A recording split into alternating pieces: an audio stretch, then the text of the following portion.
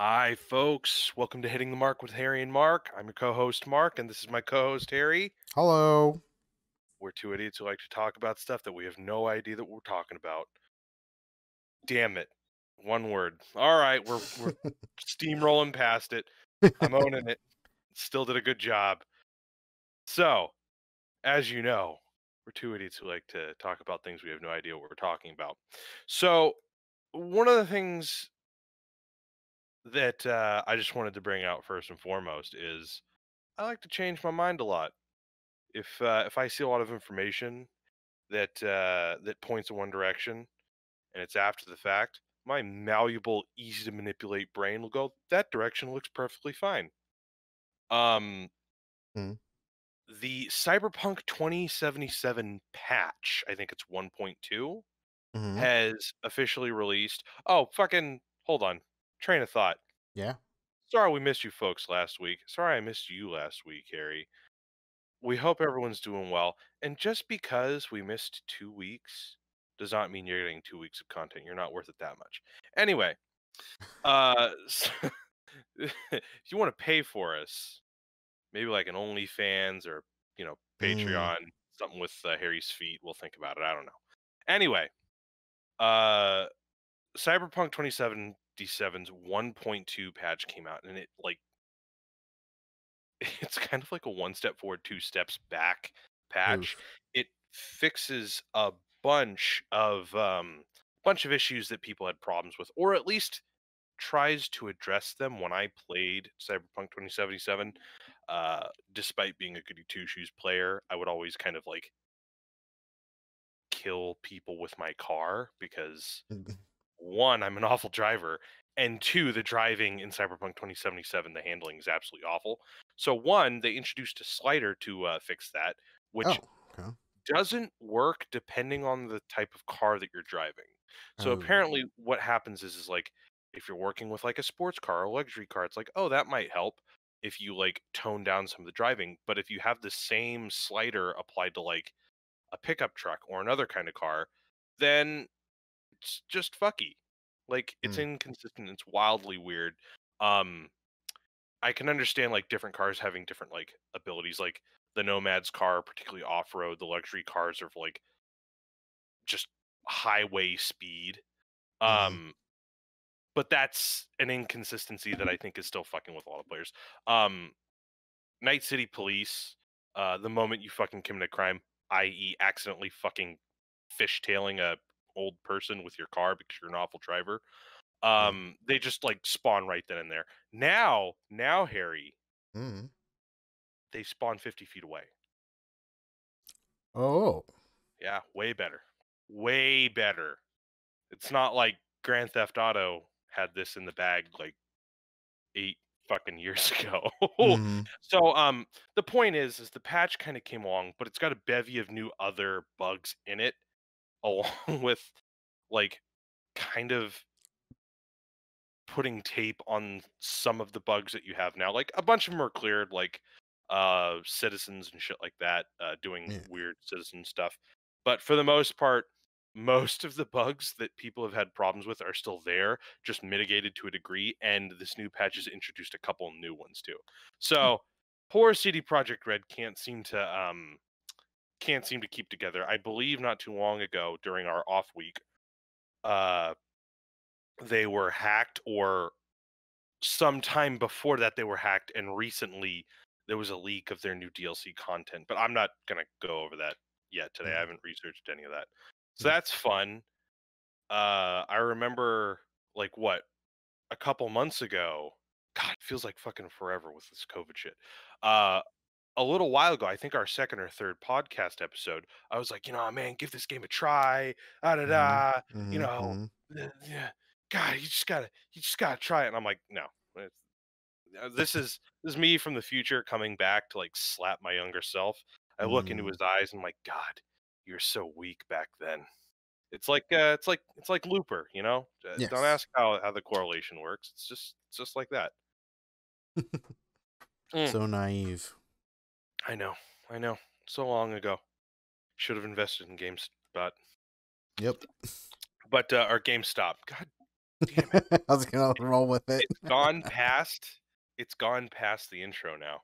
Pretty soon I'm gonna be stuttering like left and right. Mhm. Terry, Yes. you have some magic news you want to tell me about. Yeah, new set. Strixhaven. Believe I might have talked about it before, but Yes, you have. I basically, think the previous episode of the episode before. okay. But they released all the cards already and what's gonna be in the set and all the As in they mythics. released the box or No, it's just for basically showing what cards are gonna be in the set. So, what the fuck? uh, yeah. So the set doesn't come out till end of this month or beginning of next month. Um, Mhm. but yeah, it's cool. So again, if I didn't say it, last or previous podcast, basically it's a Harry Potter meets uh Magic the Gathering. It's basically the story is based around like five schools in a specific plane, I believe. Still haven't read the story, not caught up with it, but there's only like two chapters released currently. So, Mhm. um, basically five schools. They all have different things. Like there's one for like, battle mages. Another one is for I don't know some other stuff. So they White all meanie. different stuff. And so yeah, it's a interesting take. Obviously everyone thinks of Harry Potter when it comes to magic schools. But obviously it's Magic the Gathering's version of magic schools, which, you know, um, they involve, demons and dragons as teachers See, and shit like that. that's the problem. There weren't any demons in Harry Potter. Hmm. Can't even criticize a fucking magic school parody without any kind of context or nuance. Shameful. But yes, the cards, are actually pretty good. Any new abilities or So actually, yes, there is this ability called Learn. So there is specific cards called Lessons, which you can actually have outside of the game, so it doesn't have to be in your deck. So when you play a card that has the ability Learn, what you can do is either you can grab a lesson card from outside the game. So, it doesn't have to be in your deck. So you can go look oh through it, my god. whatever.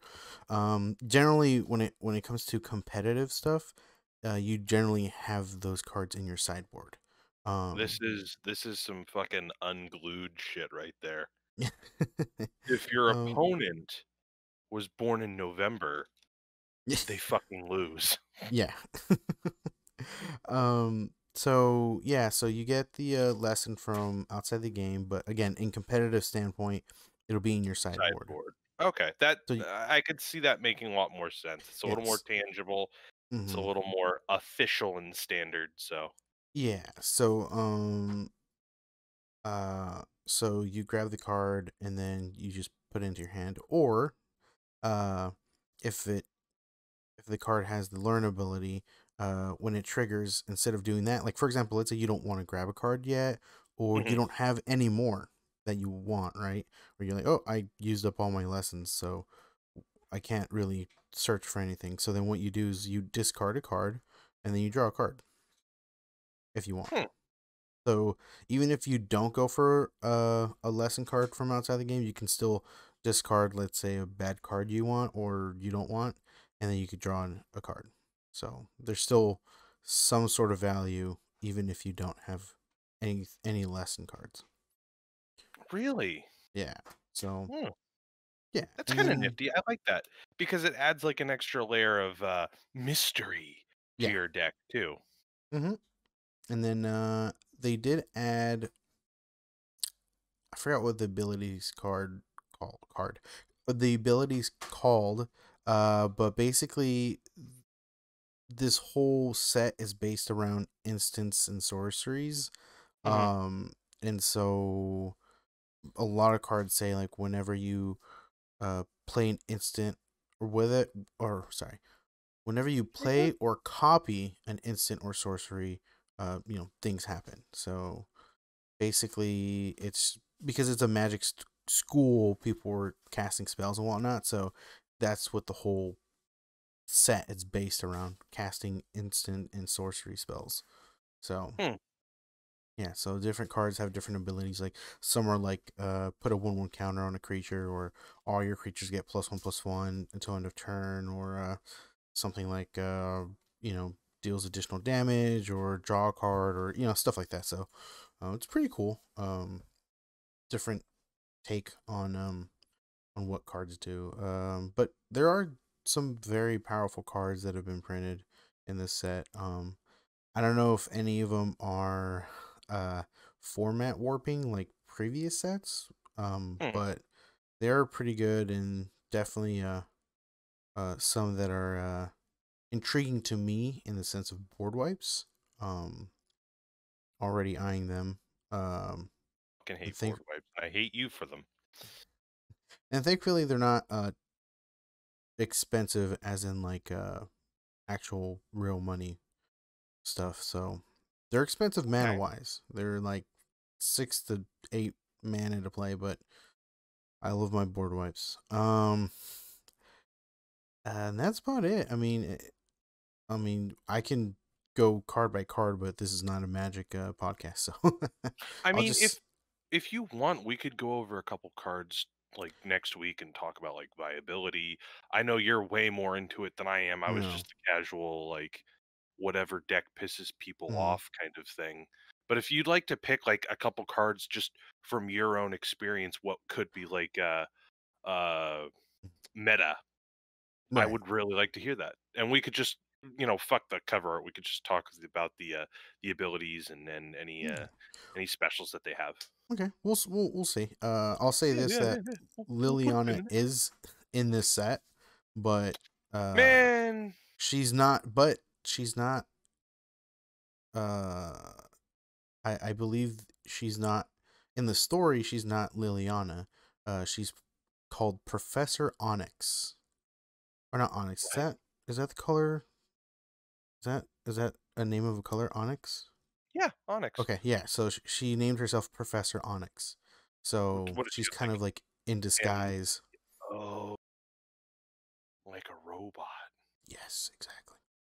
in disguise. Interesting. I Mm, don't know.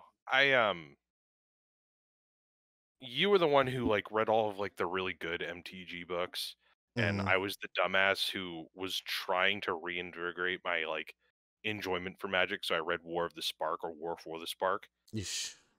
and yeah, I know. I might as well have like taken a cheese grater to my ass. I don't like Liliana at all. Mm, Uh, mm, Especially after the after War for the Spark. She's mm, supposed to do this thing where she like is caught in a bind with Nicol Bolas, and she's like a yeah. double agent, but she fucking kills Captain America for it. So like, Gideon Jorah, that was a joke, Yeah. and like everything that was described in that book had no dramatic weight to it at all. It like I don't know. I keep getting on this hump about like plot points Mm, and how shitty plot points over like character and story are. yeah. But like that's like the perfect example where it's like Gideon Jorah has to die and the writer has to find a way to make it dramatic, and like there's no dramatic way to go about it at all. Yeah. I mean, so to go into more detail, basically, because what happens between Nicol Bolas and Liliana has been a plot point since like mid to late 2000s. Mhm. Basically, if you don't already know, it's basically Liliana has made a contract with 4 different demons from Right. 4 different planes to get her powers. Mhm. Um, She double crosses like a shitload of them, and Nicol Bolas is in control of one or two of them anyway either. No, basically he doesn't Well, fuck with fuck the you. demons. So he's basically the intermediate person who kind of like introduces the demons to Liliana. So Okay. she makes a contract with him, and then she obviously gets super powerful and says, "I'm gonna kill these demons, so I don't have to." You know, basically the contract is she has to obey everything they say Hmm. when they call for her. So what she does is she goes and gets this certain artifact called the Chain Veil. Basically, it amplifies her power. Um, and what she does is she goes to Innistrad, her basically not her home plane, but like the plane that she decides to stay at. Like that's her Her like comfy plane. there you go. Thank you. Yeah. And she goes to Innistrad, and what she does there is she releases the Hell Vault, which has Avacyn and Grizzlebrand, which is one of the demons that she made a pact with, and so she kills Grizzlebrand. Hmm. Um, and then she goes and kills. I forgot his freaking name. Frodo. Um, so there's one demon that she runs into. They don't really talk much about him. I think he was like the first demon she kills. Um, I would have to look up his name's like Don't even trip, Hazel, dog. whatever. And then she goes, and then she convinces, Beelzebub. she convinces the group. I forgot what they call them. Basically, the Avengers, the Magic Hmm. Avengers, to go to Amonkhet and kill that demon The for her. Gatewatch. The Gatewatch, thank you. The Gatewatch to kill that demon in Amonkhet because he's also a demon that she made the pact with. The last one is back in Dominaria, her actual home plane, Basilok, I think, or something like that. His name was, and then they finally kill him, and she thinks, "Oh, I'm free," but in the pact, basically says when if all four demons are killed and there's no one else to succeed, it lands onto Nicobolus to be the successor. So he was So, basically the debt collector at the end of it. On yep. yeah, yeah, yeah, yeah. So that's why she ends up going to Ravnica with him because she kind of has no choice. But then, I so kind of I don't know. Go ahead. Go ahead. I'm so sorry. basically, like if she betrays anything that her master commands, she is supposed to like die a horrible death. But that's why Gideon dies because he dies instead. I don't know exactly how. I didn't read the book, but Hmm. apparently he took the death for her and she didn't die, but she killed Nicobolus. So Yeah. I just I'm sick and tired of like keeping characters like that good. Like, oh, we misunderstood her and whatnot, but she's still mm, like a good character. Like, I'm fine with her just becoming fucking evil. yeah. So the Like, thing I is, get like, go ahead, go ahead, go ahead. the thing is, they wrote her pretty well in the the web series. More than I There's a can say. Book. yeah, it's not a book. It's only online, and it's in the Magic website. You can follow it in Okay. the story. They wrote her pretty well, and she obviously shows like she does think about people. It's just she obviously ultimately thinks about herself, but she's Yeah, still it's like like Cheetah, just less compelling. yeah, exactly. And they wrote her pretty well in the web comics, but it seems like whatever happened in that book just did not suffice to how because the problem with magic books is that there's a different author for most of them. Hmm. And what they did right with the stories that they made online is that it was like a group of people making continuing the story. Yeah. Um, like I believe I talked to some people about it how like in Magic Origins when that set came out they reintroduced Liliana, Chandra, Jace, Chandra, and the last person who's green, oh, Nissa, there you go. Cosmo Kramer. Yeah. Yeah. Or And Cosmo Kramer. Hey, Gatewatch. they introduced them as in like how they first got their spark and how they grew up and all this stuff, and it's different than how they originally wrote them back in the early 2000s when they first introduced those planeswalkers. Because the Hmm. original five were Jace, uh, Gideon. Jace, no, not Gideon. It was No. So it was Jace, Liliana, Chandra, and the ones that they changed was Ajani Right. and The Garrick. Lion King. Yeah. Fucking right. Yeah, and And Garrick then was they switched green. Captain America. God damn. Exactly. So those were the original five, and their stories were different originally.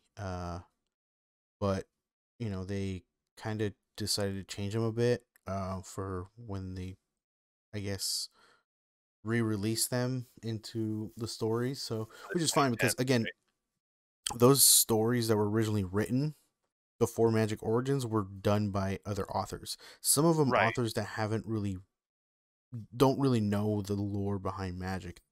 Didn't read the original books. Don't really, they just kind of went with like, okay, they kind of gave them like a blueprint, like this is what we want. They're like, okay, well, I'll write a story for you. Yeah. So that was the I issue with those. I definitely got that impression with this particular book where it's like Mm-hmm. the person didn't really know, so they kind of had to do like a by the numbers, like, oh, Jace is the hard to socialize, like good outweighs or uh uh fucking Christ, pardon my saying, the hard to socialize, the means justify the ends justify the means. Mm-hmm. Gideon's literally the Greek Boy Scout or whatever. Yeah. Um, like it's all like very Whedon-y, where it's like give this character a an archetype and just don't diverge from that no matter what. Yeah. So that's what kind of bothered me, where it was like there's no room for these characters to grow because it's all about plot points. Like Gideon has Yeah. to die, they have to get all the houses or all the guilds of Ravnica together. Mm-hmm. Uh, they have to name drop a shitload of people that you're not going to know Mm-hmm. unless you fucking like that's what bothers me. That's what really bothers me is they're so vague on character development and character growth and like inner workings, but I feel like they're mandated to name drop everything except the fucking kitchen sink. Yeah, that was a big issue. I didn't read the book. I own the Don't, book. don't fucking I do it. believe I own the book, but I didn't read it. But I did hear a review.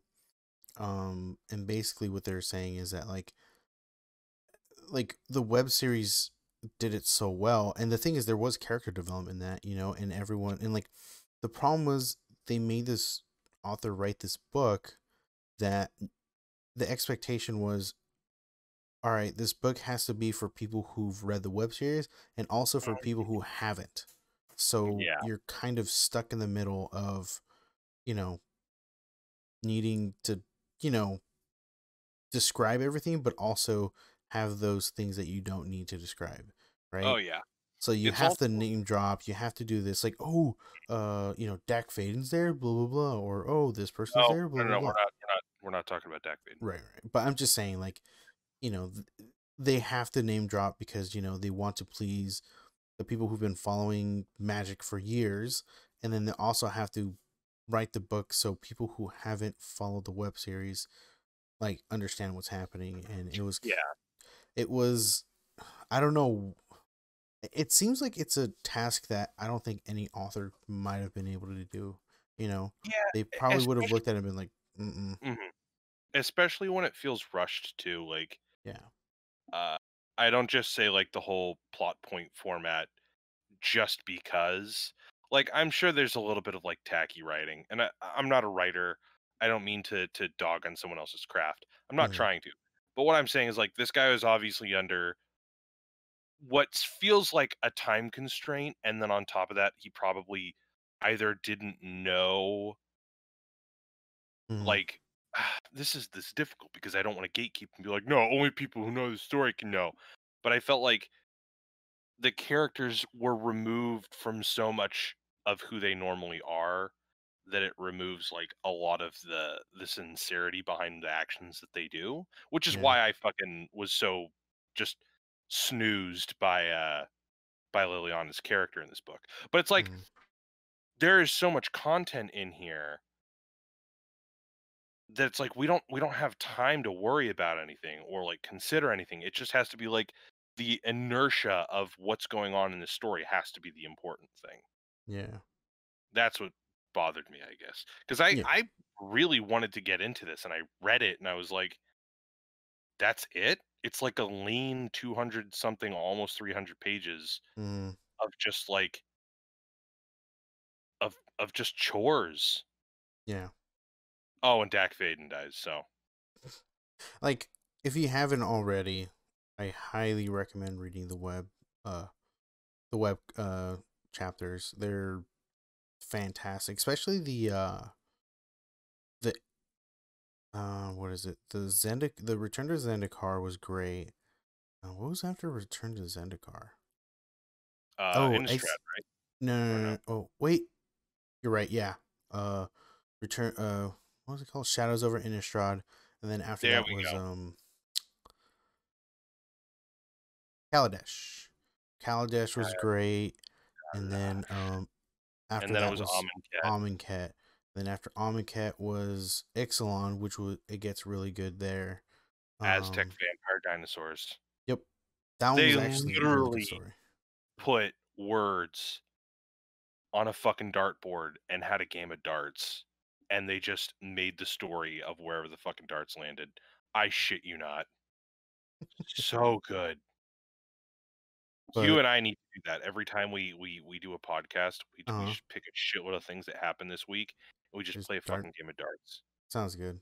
I'm down for that. Knowing how shitty of a fucking dart thrower I am, we'll just fucking breathe the entire podcast episode. Fantastic. So But yeah, I definitely do recommend the web chapters. I they just recent so after War of the Spark, and I forgot what was after War of the Stark. Stark. they cover War of the Spark too. It's not just like, oh hey, read the shitty book. So they do, but it's more background stuff. Okay, all right. Yeah, I'll like I'll give it a read then, it's or a stuff watch. that didn't happen in the book. So, and then after that, I think they do Throne of Eldraine and Theros, and right now, oh, they do. What was that one after Theros? When they go back to Theros, I don't know. I have But no right now idea. they're on whatever Strixhaven right now. So, I'm kind of Strangle loving.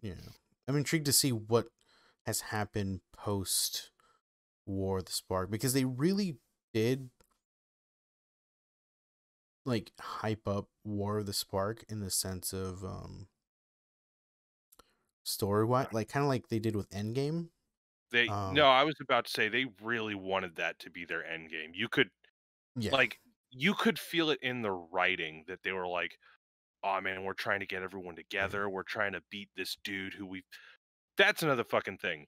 They've been hyping up fucking Nicol Bolas to be like every bad guy on the face of the earth. Like yeah, he's Galactus, he's Thanos, he's fucking Darkseid. He's all of these guys, and it's like they just couldn't come up with a compelling way to fucking off him.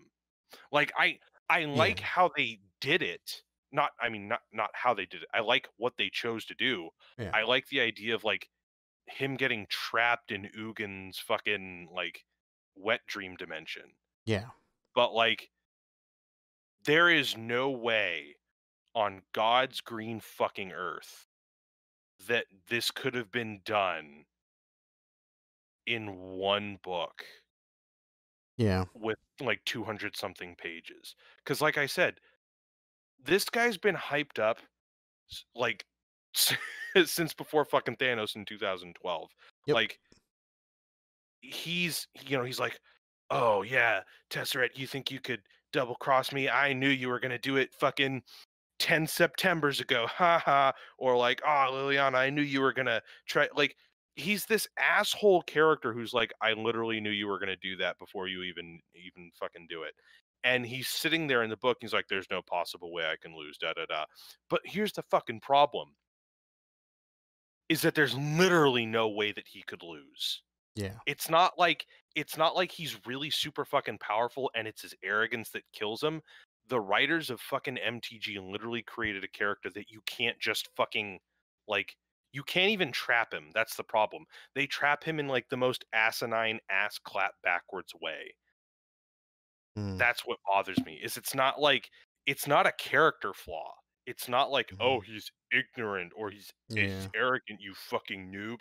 It's literally just like they have to fucking beat him. Yeah. Otherwise, all of your fucking characters die. And what? It's MTG. We're gonna have 5 years of the oppression box, and then cultivate like what 3 or 5 or 50 fucking new planeswalkers. No, no, you're not gonna fucking do.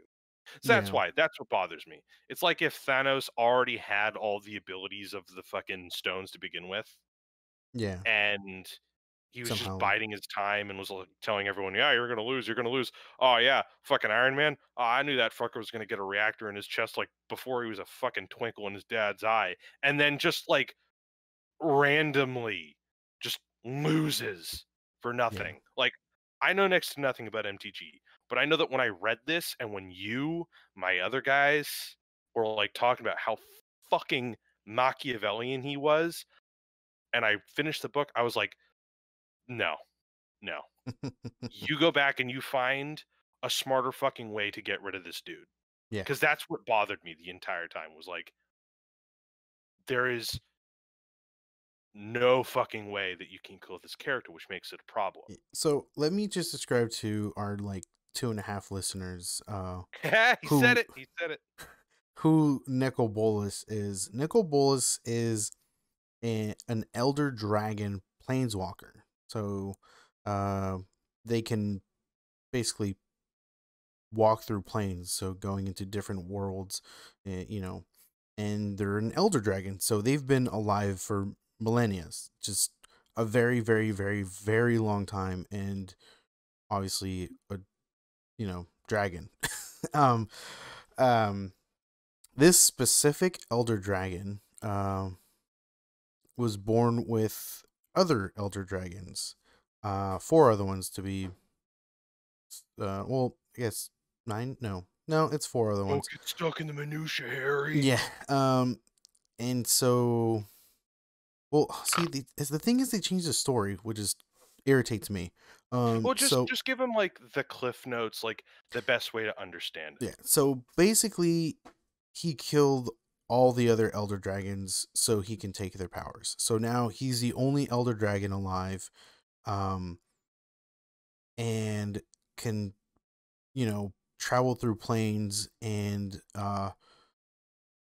he can make copies of himself to like basically do his bidding, and it's just shit like, dude, there's so much shit that he does that Yeah. You I'm just like, basically find out that he like pulls all the strings, right? for almost everything, like anything Yeah. that you can think of, like Nickel, like the whole story with Liliana, like he didn't tell her that he was gonna be, the successor to this fucking pact that she's making, you know. Same thing with, like you said, Tezzeret. Tezzeret actually tried to, deceive Nicol Bolas, but ended up only deceiving one of his copies, one of his clones, that's like Mhm. a fraction of Nicol Bolas's power.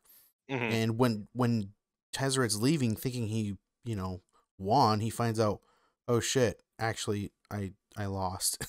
Bitch. And then he's just stuck, continuing doing Nicol Bolas's bidding. Like, you're right. Like, obviously, the only other person who would be able to fight him is another elder dragon, which Mhm. ends up happening, and you find out that this other elder dragon is actually his twin brother. Um, yeah, they basically soap opera. um, Yeah. and so, and he, and Me the and only mama. Okay.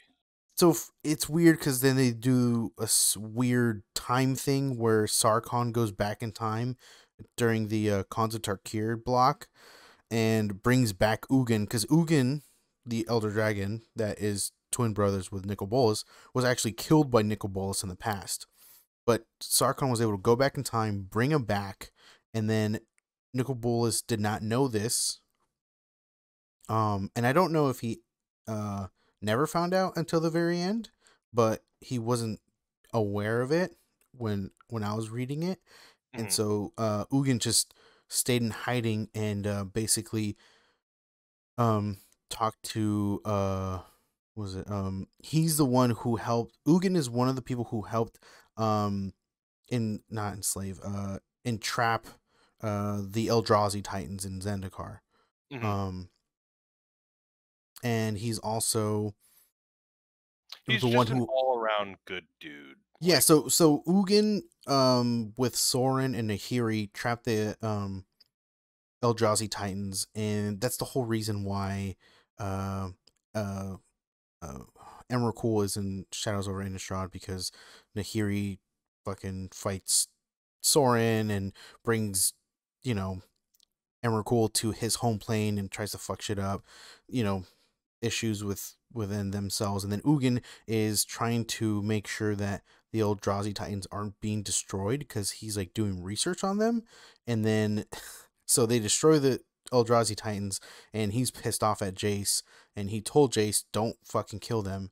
And then they end up killing them, and then he's just kind of like, "Okay, well, fuck you," and then goes off. And then Jace has to find him to be like, "Hey, you're fucking this other elder dragon person, Nicol Bolas, is fucking doing this and that." And he's like, "Okay, I can help you defeat him." Blah blah blah.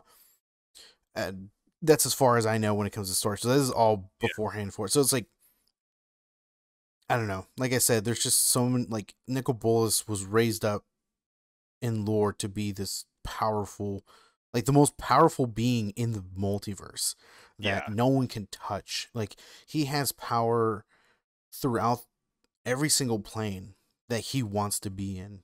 Like he was in Kaladesh. He was in mhm, um I don't think he was in Innistrad. I think he can care less about Innistrad, but he was in Ravnica. He was in Zendikar. He's almost in everywhere and that he wants to be involved in, and it's like he does what he wants. If he doesn't really care about what happens at a certain plane, he doesn't care. He might yeah, send he sends an agent, that's what they're called. Like Tezzeret's one of his agents. So he sends an agent to a plane, does his thing. Like for example, Shards of Alara is based around Nicol Bolas. He's the main villain.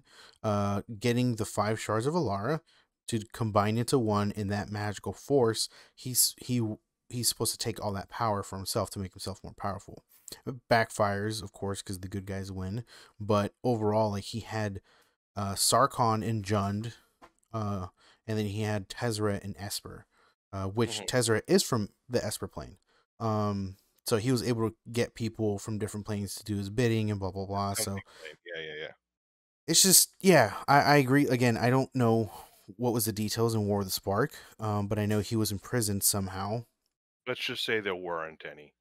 Yeah.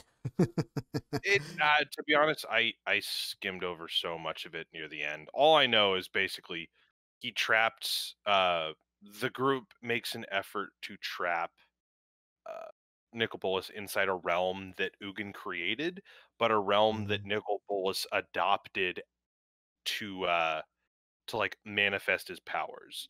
So, like, mm, Ugin had I remember one of the quotes being like, "Oh, brother, you may have, like, used this little area to gain your power, but I created it millennia before you."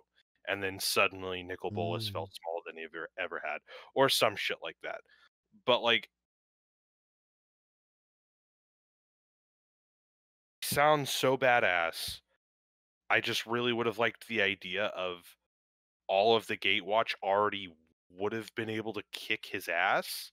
mm, And, like, thematically what you do thematically what you want to do is make your characters or stack everything against your characters. Like, yeah. do everything you can to put them at the disadvantage.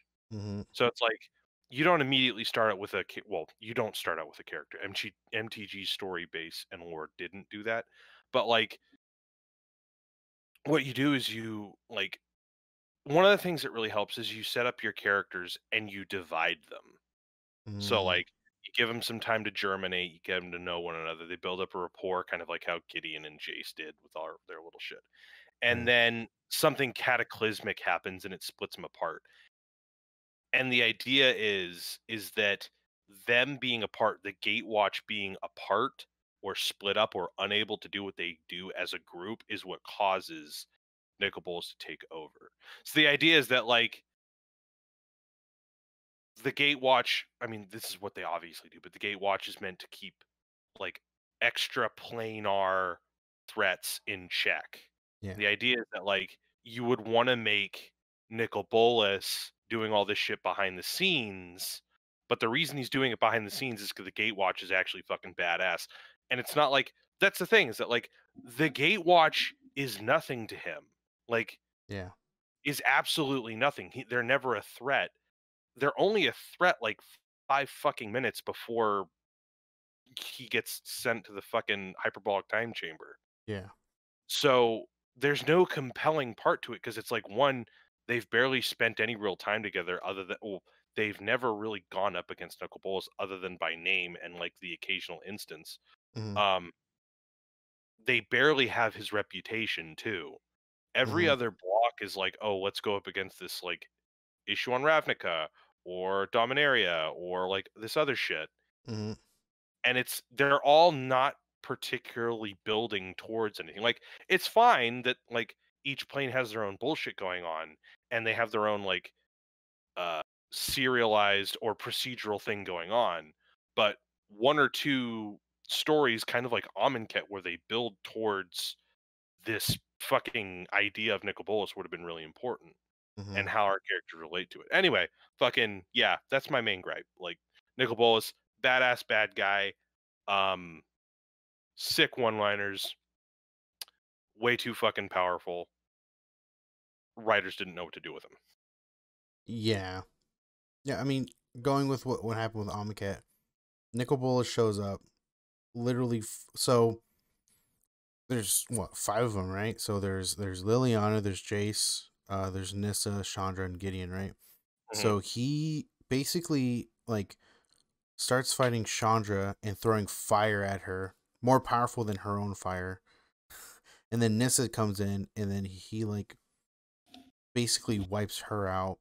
And then Liliana just stands there, knowing that there's nothing she can do against him. So she's just literally just standing there, not doing anything. And then Jace tries to do something in his, like, his mind trick stuff, like telepathic whatever. And then Nicol Bolas sees this and just like looks at him and just like basically fries his brain so bad that he loses his memory and like planeswalks to some random ass fucking plane. Hold on. Can you put that into fucking context for me? Because it's like, listen, listen to how you said that. So the Gatewatch is going up against Nicol Bolas. Nissa or Chandra? No, Chandra. Chandra Chandra? fires a fucking fireball, and then Nicol Bolas fires one back, and then Jace does mind tricks, and then Nicol Bolas just fries his brain. So like, you're telling me that fucking the Human Torch thinks that she can go up against fucking Nicol Bolas, and fucking Professor X that can walk Yeah. thinks that he can go up against him. Mm-hmm. And how you describe it treats both of their power levels the exact same way. And Nicol Bolas's response is to use fucking fire for one of them and just an area of effect mind melt for one of them. And that's what I'm talking about. Like, Yeah. why doesn't he just melt everyone's fucking brain? Well, He's just like, "Oh, yeah, fuck yeah, I'm all powerful." And if you fucking tell me that it's a one-shot kill per person and he's gotta fucking charge that shit up, I'm gonna be very angry. no. So he just the whole. That's why I'm saying you got to read the webcomics. The way they write that last chapter of Amonkhet, he just fucking plays with him. Like he's just like, it's just like when you have like your fucking 2 to 3 year old nephew whatever, and they're just like trying to like play fight with you, and you just like And put you're your just hand on. not putting yourself in him. Yeah, like Yeah. you That's put what your Nicol hand. Bolas did. Him melting Jace's brain was like a, "Stop melting your own brain. Stop Yeah, melting your own brain." What a exactly. fucking That's literally like what they described in the fucking in online, and it's great. And then Gideon, because you know how he's like supposed to be like indestructible. Like Mhm.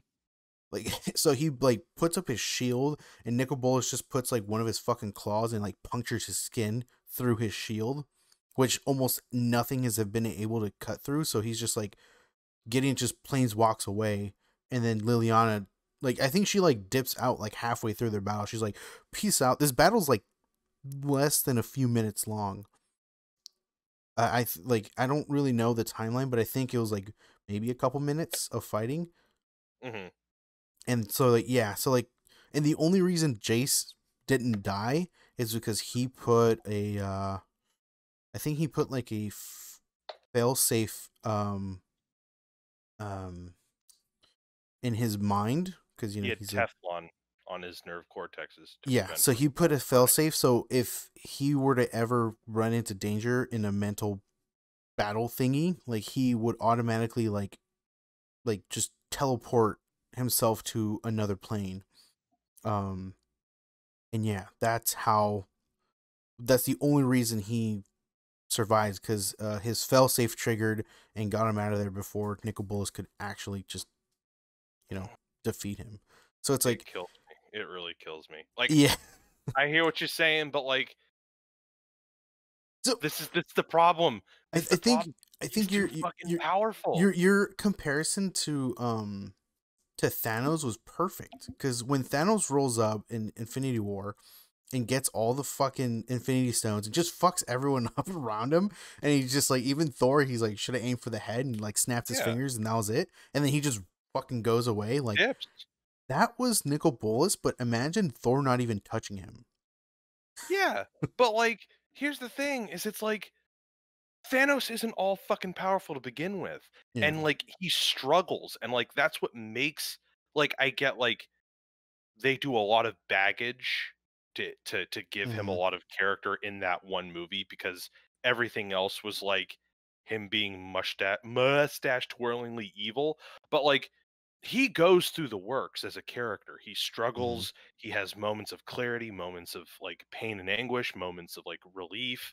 Mm-hmm. But like he ultimately gets the stones and then becomes all powerful, and that's when all your fucking characters lose.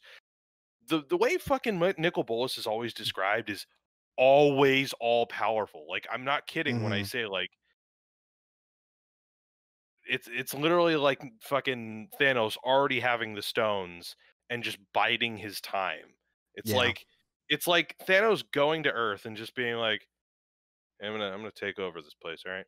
And then fucking Iron Man does his thing, and just Thanos just like six ring fucks with him, like alternates reality, sends half of them to another galaxy, like, and just like not doing anything. Like, Mm-hmm. I get the idea that like at that point, Nicol Bolas, Thanos would just realize everything's kind of like a toy, but Yeah. that doesn't translate to like arrogance because it's Mm-hmm. like at that point he's a literal god and there is no winning. Yeah. There is no winning. Yeah. But if he is fallible, if he's vulnerable, he's I don't know. I just I don't mean to compare everything to Infinity War, but It. Infinity War did a lot of things right with Yes. how it treated its characters and how he Mm-hmm. treated like consequence Mm-hmm. that I don't think MTG did well with Nicol Bolas. Yeah, I mean, it is Magic's fault because they set it up very similarly to what Endgame was. Oh yeah, no, like I was saying, you could fucking palpably feel Mm-hmm. the end game bullshit that they were trying to Yeah. do with the battle on Ravnica with all the fucking Mm-hmm. armies and shit. But like that was it was rushed. They had to like they had to fucking spin the twister knob to figure out who they were gonna kill. Like it just didn't work on so Yeah. many levels, mainly because of Nicol Bolas. So I'm gonna go more Magic lore. So the whole thing, what uh Nicol Bolas is trying to do is he's trying to become a god, right? That's his Uh-huh. goal. And I don't know, they mentioned in the book, but basically in the before times, planeswalkers were gods. Like, nothing could touch them except for other Okay. planeswalkers. Um, but there was a group of planeswalkers that basically created. They did this thing to the multiverse that made it so planeswalkers were no longer gods. They could still planeswalk, but they were not gods. And so Nicol Bolas, as you find out later, um, went to Amonkhet to basically make sure that he had a way to go back to being what he was once before these planeswalker did the thing. Mhm. Um, and so again, like Urza was basically one of the people who made it so there was they were no longer gods. Like it was a sacrifice he was willing to take because there was a group of evil planeswalkers out there that he wanted to stop. So um yeah, like that's the whole thing. He's trying to gain his power to the before times where he, you know, like the only other person that could have touched him was other planeswalkers. But at this point in this level, no one touches him, which is like, okay, cool. Like it's only because he's an elder dragon. Like the whole Mhm. planeswalking part, like there's other planeswalkers. It's just because he's an elder dragon that's been around for fucking millennia that, any other planeswalker who's a regular being who's not immortal who dies off, they get old and whatever. So yeah, it's I'll just get you, Nicol Bolas. yeah, exactly. So it's like Come back to ostomy bag. that. Yeah, I think they just I So like you were. everything that you're describing, Uh huh. everything that you're describing, Hmm. there were gods before. Nicol Bolas wants to like go back to that. That's the fucking problem. Hmm. I said it before. Say it again because I love talking. Nicol Bolas is already a god. Like I get that. Like he wants to take all the fucking planeswalking sparks and all that shit, but it's like he's already a god. Like there Yeah. is no power that he does not already have that makes him ungodly other than just because he can't die. He doesn't die. Fucking refuses to die.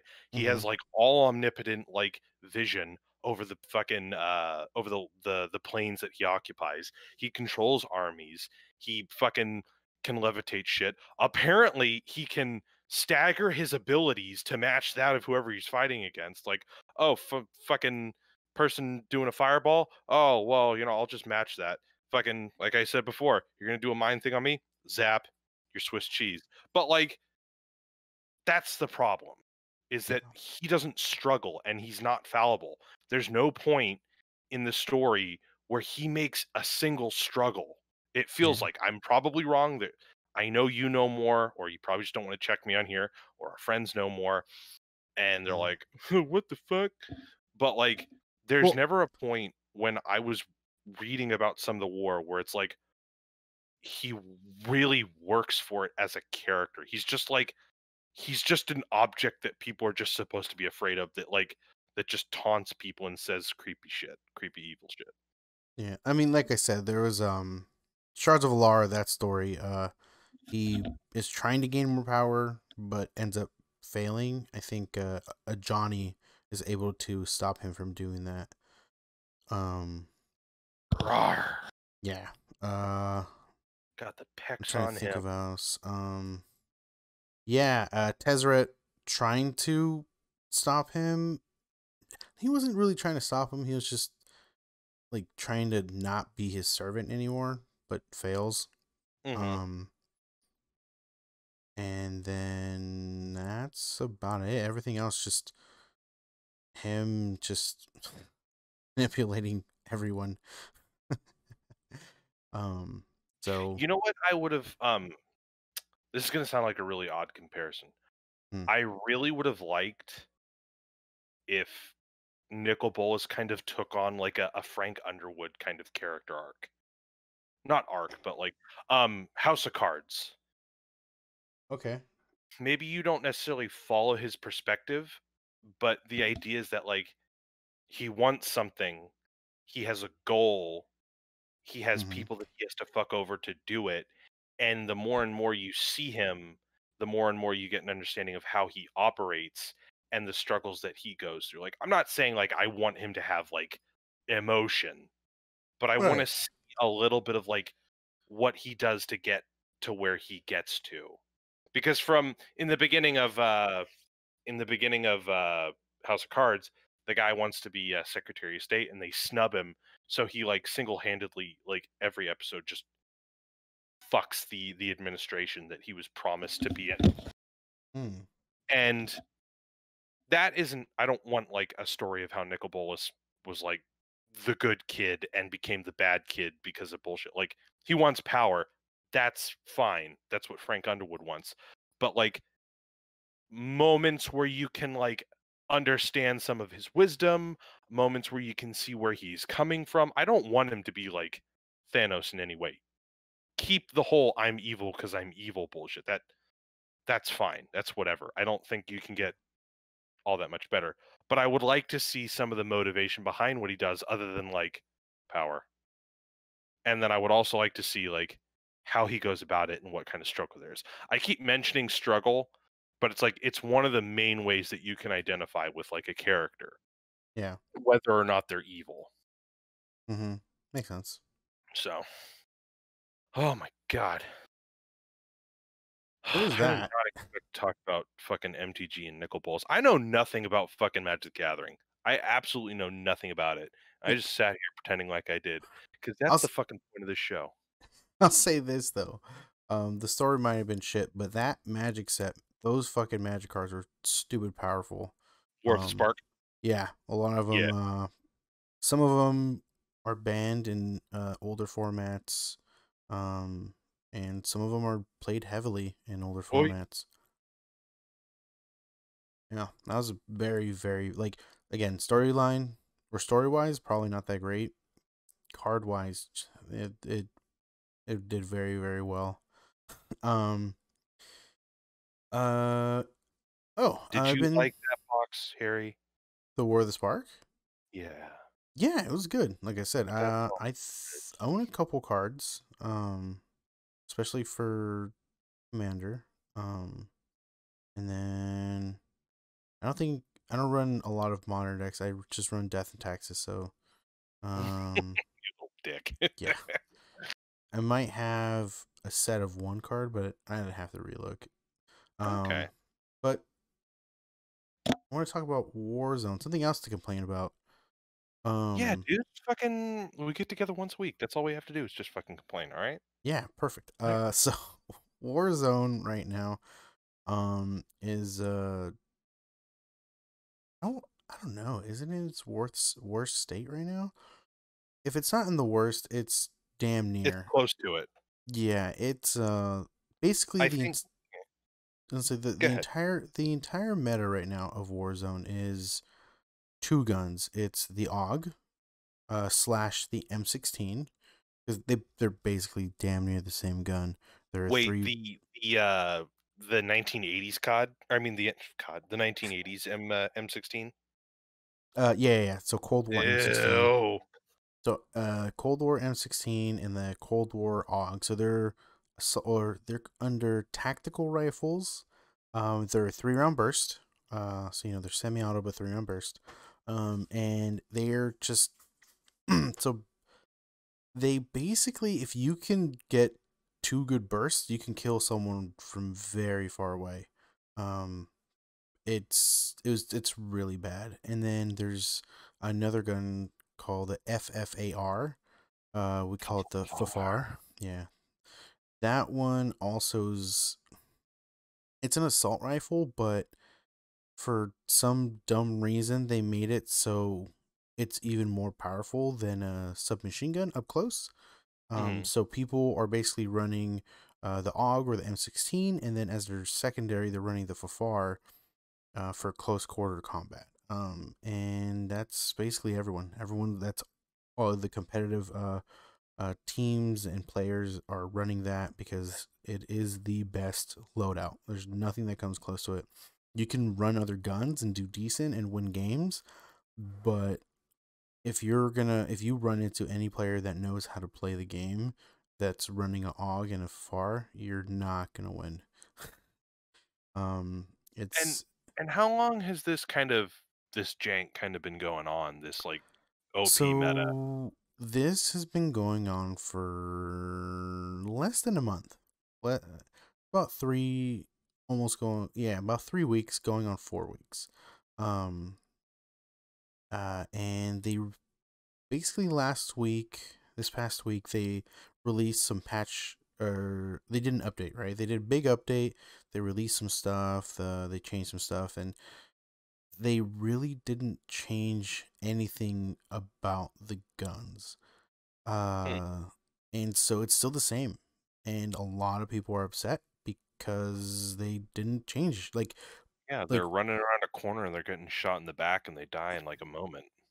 yeah, you can't have a reaction time because two bursts, for someone that knows how to shoot a gun is very very quick. You're downed easily. um, so yeah, people are not happy. And I kind of feel bad for people who, which is the, Warzone is their job. They grind and play, Warzone, on Twitch, or their main source of income is tournaments, and they, play Right. tournaments, and it's the exact same stuff. So yeah, they might be doing well because they have the same meta, meta guns, but the problem is you're running to the exact same, people and guns, and it's like nothing's different, and I feel bad for those people who kind of are forced to play the game because that's their source of income. um Right. it's Right now there's also an issue. I don't know if you heard about the stim glitch where people are able to um stay in the gas without dying. um and so what they do is they kind of They just, fixed that though, didn't they? yeah, see, the thing is they did fix it, but the problem is it's back. They don't know how, My but God. it's back. So that's another issue. How do There's you, been, as the developer of a game, how do you make something, fix it, and not know that it just comes back? I think the issue was, I believe this is my theory, is because in this most recent patch, what they did was, because another issue with the game is that it's fucking massive, right? Mhm. It's fucking huge. So what they did was they actually compressed a lot of things, so it's less, uh just less storage in your hard drive, whether it's a console or PC. Okay. And so I think what happened was, and again, I'm not a programmer or anything, but I think what they did was they deleted all the old files and put all the new ones, right? I think just something between that, they messed up and maybe didn't add something that prevents it or whatever. And I think that was the issue, and they might have to, They fucked up real bad, Doc. yeah. But again, I'm not a programmer, so I'm not sure that if that's how it works. So, um, we'll Well, you see. know what? You should sound like you got more confidence in you. Okay? Yeah, that's exactly what happened. There you go. There Mm-hmm. you go. This isn't a show where we know exactly what we're talking about, okay, bud? This is a Mm-hmm. show where we talk about things we have no idea You're right. that This is true. we're not talking about. Fuck. Oh well. But you remember that thing Foresight where it shows you where the last circle's at, where the circles ends? Yes. So it's like all the circles and it shows you, like, and you pick it up at the bunker sometimes. Mhm. So you can actually buy that for $20,000 in Wait, game. what? Yeah. That's nothing if you fucking spend like a fucking minute on the train. Mm-hmm. Mm-hmm. That makes So no sense. yeah, so that's another thing that people were complaining about. There's nothing you can do. So yeah, there's a lot of things happen. So it's weird because these games they tried to do like a storyline, like with the whole zombies thing right now. There's leaks and stuff saying that Verdansk is gonna get nuked.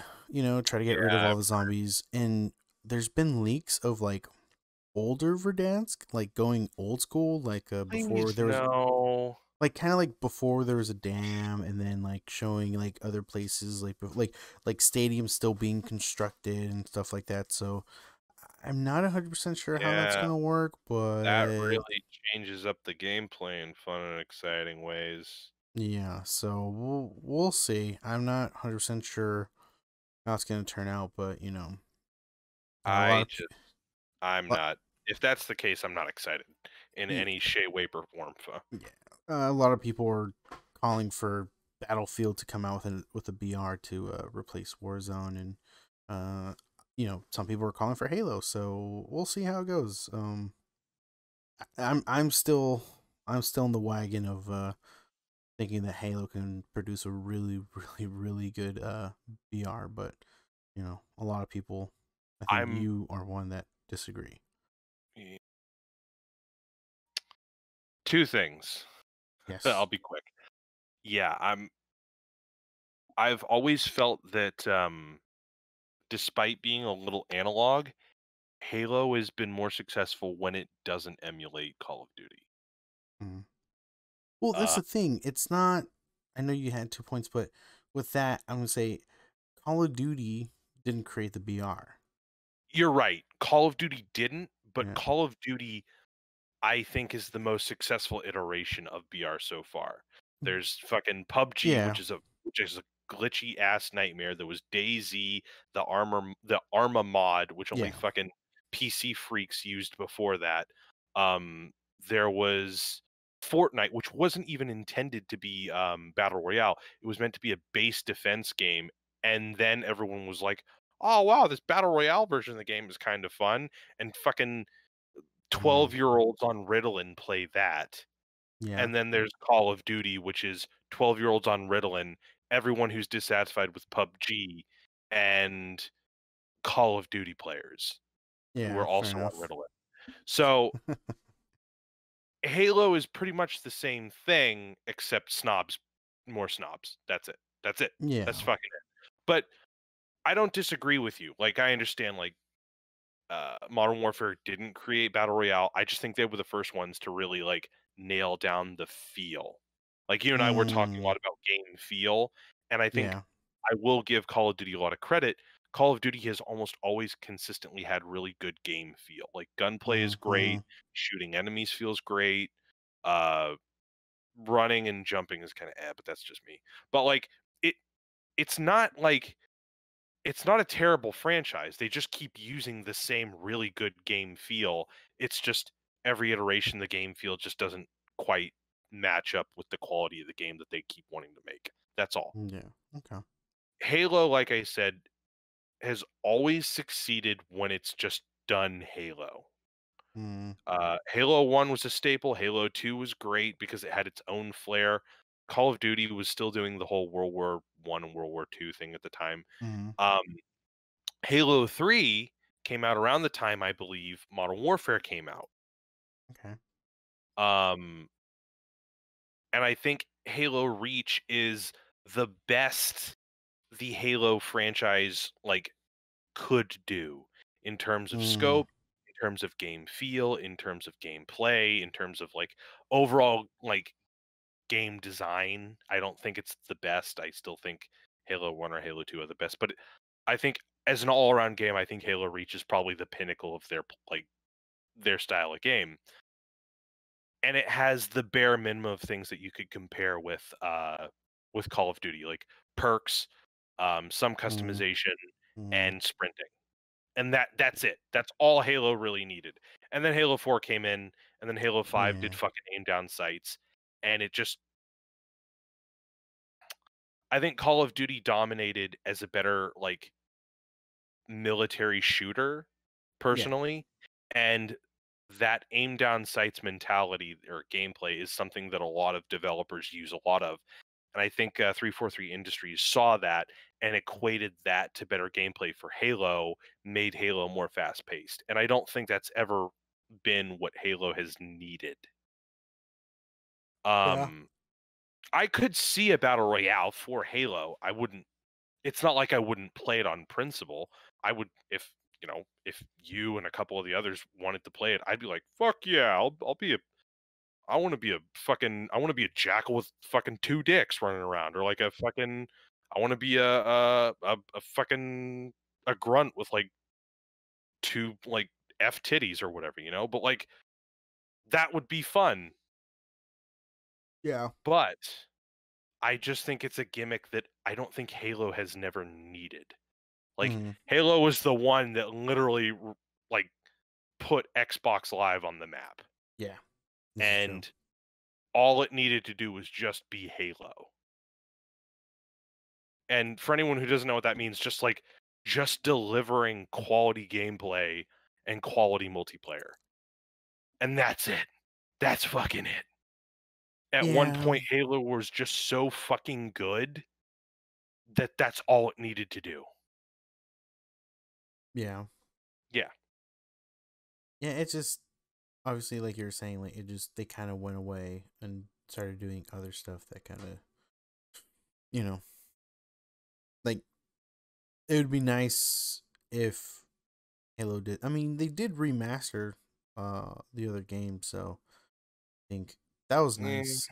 But I I th- I only really I only really like Halo 2 Anniversary.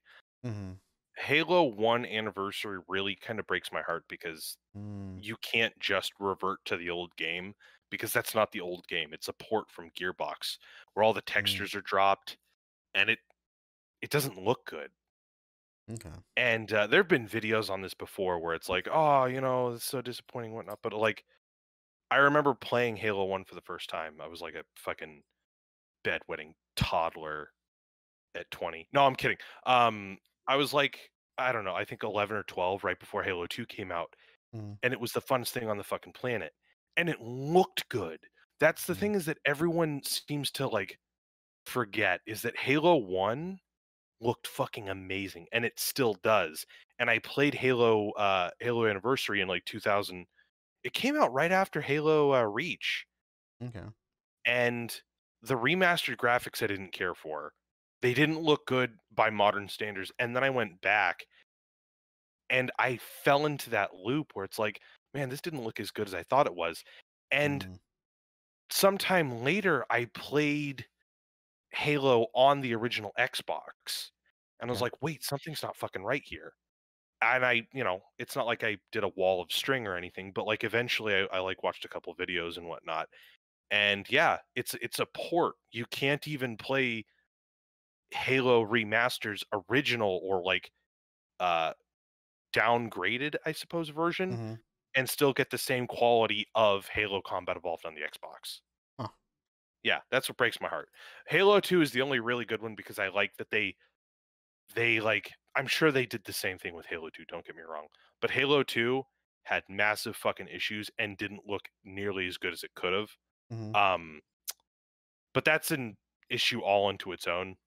Bungie literally came out with the demo, that really cool demo where they're in Mombasa and he has that fucking bit where he throws a grenade at those five elites with the whatever. Doesn't matter. Yes. That was a demo that they hadn't built any game around. It was just the demo. Hmm. And they had I think about a year to put together Halo 2. And it stumbles a bit. It's got a couple bad parts to it, but overall, I do think it is in some ways superior to Halo 1. Halo 2 Anniversary, I think, is a far superior remastered to Halo Combat Evolved in every step of the way. Mm. Like visuals, sound design, um, cinematics, whole lordy lord. Don't even get me started on that. But yeah. Um, Second point. I do believe with that leak that you've mentioned, Mm-hmm. Activision is actually using DMCA's that we've talked about before to snub YouTube videos on the leaks. Oh. Yeah, which is pretty interesting. I don't know. I don't know the legality behind that. Like, Mm. doesn't a YouTuber or even just news in general have the right to report on this? And if they do, what are they allowed to show? Yeah, I'm not sure. I guess. Yeah, I'd have to look more into that Because because I'm not they sure. did the same thing with The Last of Us Part 2. The Last of Us Part 2 got awful reviews, and Mm-hmm. people who are negatively reviewing it and using footage got fucking DMCA'd the shit out of by Sony and Naughty Dog. Oh wow. Yeah. But you mentioned that, and I thought it would have been an interesting thing to mention that they're kind of getting a little shit for how they're operating with some of their leaked material. Mm. Yeah, Mm. because I mean, I don't know. It's so hard to. I mean, once it's up in social media, like it's so hard to bring down. So many retweets, so many screenshots. It's Yeah, just and really who's at fault impossible. then? Like, are you gonna like DMCA a dude with like 5 followers on Twitter, or like, are you only doing it to the people who can generate views? And if that's so, is that fair? Is that even right? Should that even be legal? Or Yeah, does a company have the right to defend IP that isn't released yet? yeah. I don't And know. what does it matter? Because it's like they could argue that it could affect sales. But I Yeah, mean, I'm fairly certain the awful PR of the game itself would affect their yeah, sales. I'm yeah. sorry, I It couldn't. really would. But Anyway, yeah, I mean that's Warzone. I mean, we'll see what happens. Right now, a lot of people aren't happy. It's whatever for me right now. So mhm, you know, we'll see. I mean, there's plenty of other games I can go off and play. like Dishonored. Exactly.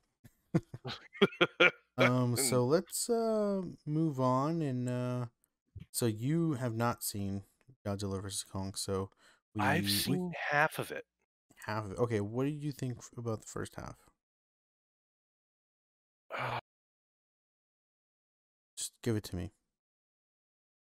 Okay, so I'm gonna start with a story of when I was 5. No, I'm kidding. Um, when you acknowledge that the tone and feel of the first Godzilla movie is never going to come back, and you just have to accept that breakup, Mm-hmm. then you're in for a fun time. Mm-hmm. Mm-hmm. Um, yeah. Oh man. So, I saw Kong. I saw Godzilla. I told you this. It's my second favorite movie of 2014, next to Dawn of the Planet of the Apes. Mm-hmm. I don't think time has been particularly kind to it. Um, I think the buildup for Godzilla might be a little too long. I think the characters are awful. They put a lot of time and effort into like really whoring out Bryan Cranston, only for him to Mm-hmm. like be killed off super quick. Yeah. Um, the characters take away from what is really important to American audiences, at least the giant atomic um, teddy bears just duking it out. Um, Kong comes out. I didn't care for it. I don't care what any of your opinions are. It's whatever. Um, Kong, King of the Monsters comes out, and I'm like, cool. You brought out Ghidorah in the fucking second movie. I'm not mad. Whatever. Yeah, and then you kill Mothra right then and there. But she dies every fucking time she's brought in, so it doesn't matter. Um, I think one of the things that bugged me the most about uh King of the Monsters is the fact that they took a lot of the emotion that they thought was good in uh Godzilla, and they just kind of copied and pasted. You had an awful like Mm-hmm. father character, you had an awful like dynamic with the kid and the mother. Way too many characters, way the fuck too many characters. And in this one, they go in the exact opposite approach. Like they've got a couple of like clustered characters, they split them up, they kind of do like a funny dynamic with all of them. They get rid of all absolutely all of the family drama bullshit, which significantly helps Godzilla versus Kong. I just want to specify what I'm talking about right now. If you accept that this is the Freddy versus Jason of the Godzilla universe, um, then you're in for a fun time. Uh, the Godzilla universe now, or the Zilla universe, or the Kaiju, or whatever universe, has now accepted that everything is stupid. We know what you want. We're just here to take off our shirt and show you our titties, which is essentially if the person is shaking them back and forth, Kong and Godzilla both like wobbling back and forth. Um, I stopped watching not because I didn't want to keep watching because I fell asleep. That's probably not a better answer. I fell I know. I fell asleep as they went into Kong's, like, mausoleum. Mm. Apparently Kong's people have fucking, like, perfect masonry, but, like, Yep. he picks up a fucking Neanderthal club, whatever. Um, so like I said, the characters are paper thin, and normally I would be like, "Oh, well, these characters suck," but, like, let's be honest, you're here for Monkey and radioactive lizard, spicy lizard to fight. Um, it's fine so far, like, the action's cool. I still absolutely hate with a passion the Kong sepia everything look. The one scene that I've liked so Mm. far is the very beginning when the characters are on the chopper and it's like black and like neon yellow as they're looking over on the horizon, seeing like Godzilla fuck shit up. Yeah. Um, for anyone who doesn't know, basically, oh man, if I can explain this stupid plot, Kong for some reason is like, I'm done being protector. I just want to destroy shit. So you immediately cut to some like Hispanic billionaire with a white person's name, uh, hiring a crackpot who uses the Hollow Earth conspiracy theory in Kong, uh, to say that there's like some kind of energy that Godzilla taps into. And he's like, I love your crackpot theory. I'm going to fund it because we need to. So he helps him do that. But apparently, like, they need Kong to go and find it for them. It hurts me to try to explain this because it's like there's no effort put into any of this. So they can't just have Kong like chilling or like just doing it free of problems because they've apparently like built up this thing that they keep doing in each movies where it's like Godzilla is just too abrasive. I don't know how to put it. Like Mhm. every movie it's, "Oh yeah, Godzilla has this natural rival." It's in Godzilla 1, it's like, "Oh, the Muto is like a natural rival to Godzilla." And then in fucking King of the Monsters, it's, "Oh, Ghidorah's, you know, a natural rival challenges Godzilla." And then fucking there's another throwaway line in this movie where it's like, "Oh, we can't we have to worry about what we're doing with Kong because he's a natural rival to Godzilla." And I'm just like, you could do something else. Like you don't need to use that excuse every time. So, Mhm. Millie Bobby Brown, Eleven's group, and Fire Fist uh, hang out with this conspiracy theorist who is working for the company of the dude, the billionaire Hispanic dude with the white person's name, who's like got some weird shit going on. Um, so all of this is gearing up to what I can kind of glean is Mechagodzilla. Um, I have no fucking clue why Mechagodzilla is going to be in this fucking movie. From what they were doing, I was expecting Mechaghidorah, which would have made way more fucking sense. Unless, Harry, I'm wrong and it is Mechaghidorah. Can you please fucking at least tell me that? It is not. Oh my fucking god. Okay. So the visuals are better. Kong as a character is enjoyable.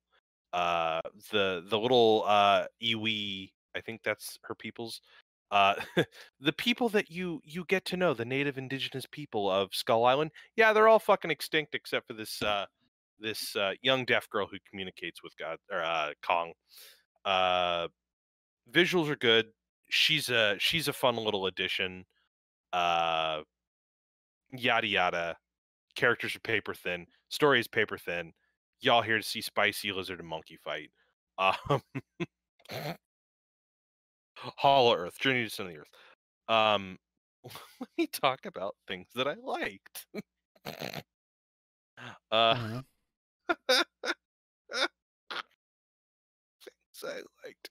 Um they put in a weird amount of like effort for lighting and Mm-hmm. like environmental detail. So when they're trying to like get Kong into like this Antarctic area, they make up the characters so that it's obvious that they look like they're in a cold environment Mm-hmm. instead of just putting them in a green screen that looks cold and they're just standing there. Like one of the young Iwi girl character, she has like a redder nose and she looks Mm-hmm. paler, and everyone looks like visually makeup like they're colder, and I just thought that was a cool little Hmm. like consistency thing. Whereas when they're in Kong's artificial habitat, they have like a slight sweat to them, and I don't Yeah. know, it's just interesting.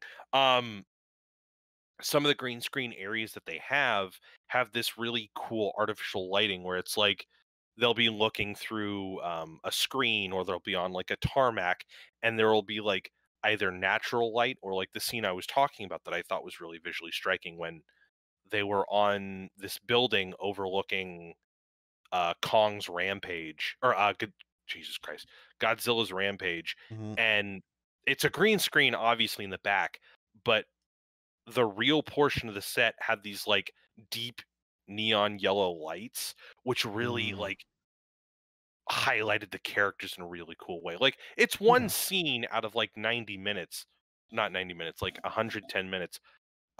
Fucking spoiler alert, this is the shortest goddamn movie in this franchise too. Um there are just a couple scenes that I thought were really interesting because it wasn't just a typical green screen where it was like there's no like artificial light to give these people the impression of like an external light. Or how do you put it? When you're looking at a green screen, the individual doesn't have like layers of light and particles on them. So it kind Mm-hmm. of looks like that's what makes green screen kind of obtuse and weird, is that they can literally be on fucking Mustafar or Pandora most of the time. But like if you look at the character, there's not really like the feeling of light on their face. They're just in an like this weirdly well lit environment, and there's like a fucking civilization or a forest or some shit behind them. Mm-hmm. That's what turns a lot of people off.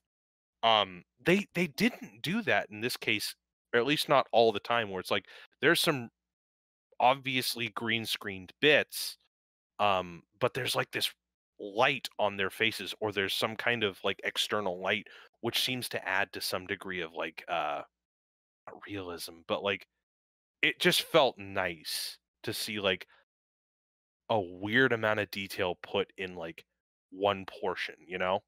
Yeah. Um I'm just gonna say one thing real quick, just like real fucking quick. Um, they're definitely copying, not copying. They're pulling like a Pacific Rim, Mm. late '90s, early 2000s Japanese era, like Godzilla. What I mean by Mm. that is, in 2014, everything was fairly contemporary. There were no flying ships, there were no lasers, there were no like mecha or anything like that. Yeah. And as the movies went on, it became a little more silly. Like they had the orca, they had the fucking the ship, the giant tank ship in the King of the Monsters. Um, I don't necessarily mind this, but I feel like they missed an opportunity with technology in the King of all Monsters. Mm-hmm. If I can pitch you my fan edit, Oh. when they're trying to revive Godzilla in the underwater civilization remnant thing, Yeah. that civilization should have been up the ass high tech. Yes. Like I'm talking like fucking cybernetic dildos and matter rearranging like thermoses, okay? Yeah. Yeah. Um the reason I say this is because one, I would have liked to have seen like an environment where it makes sense where the technology is. This is just me fan baby boying, okay? This isn't Mm-hmm. like a real Mm-hmm. complaint, but I would like to have seen a world where it makes sense, where the technology is rapidly like accelerating. They're just adapting their ancient technology to their modern technology. And second, you could use that as a MacGuffin as to why Mechagodzilla and Mechaghidorah exist. So Yeah. instead of making him like a janky ass Ghidorah's head on a microwave, where he's just beat boop bopping, you're like, oh gosh, we've been experimenting with this adaptive metal for like the past 3 years, ever since we revived Godzilla. And then you have one like evil fucking mustache twirling English dude in the background, like, oh yeah, I've had Ghidorah's head for like a couple years now. We're gonna break in here and take this adaptive metal, and we're just gonna throw it on Ghidorah, and then there you fucking go. And then you Yeah. do the same fucking thing with Godzilla. You do some bullshit where it's like, oh, we managed to no, even better. You take that fucking Neanderthal club Kong has, Uh-huh. and the fucking Hispanic billionaire with the white person's name is like, "Oh yeah, we just needed some of Godzilla's like Dina."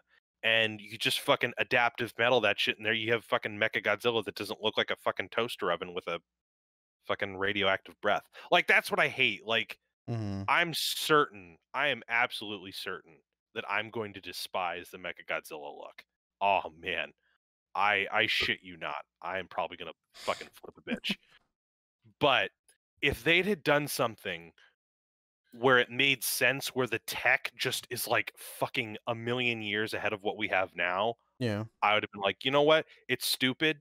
It's the thinnest of excuses, but it makes way more sense than like somehow a fucking billionaire just made a robot in the likeness of Godzilla.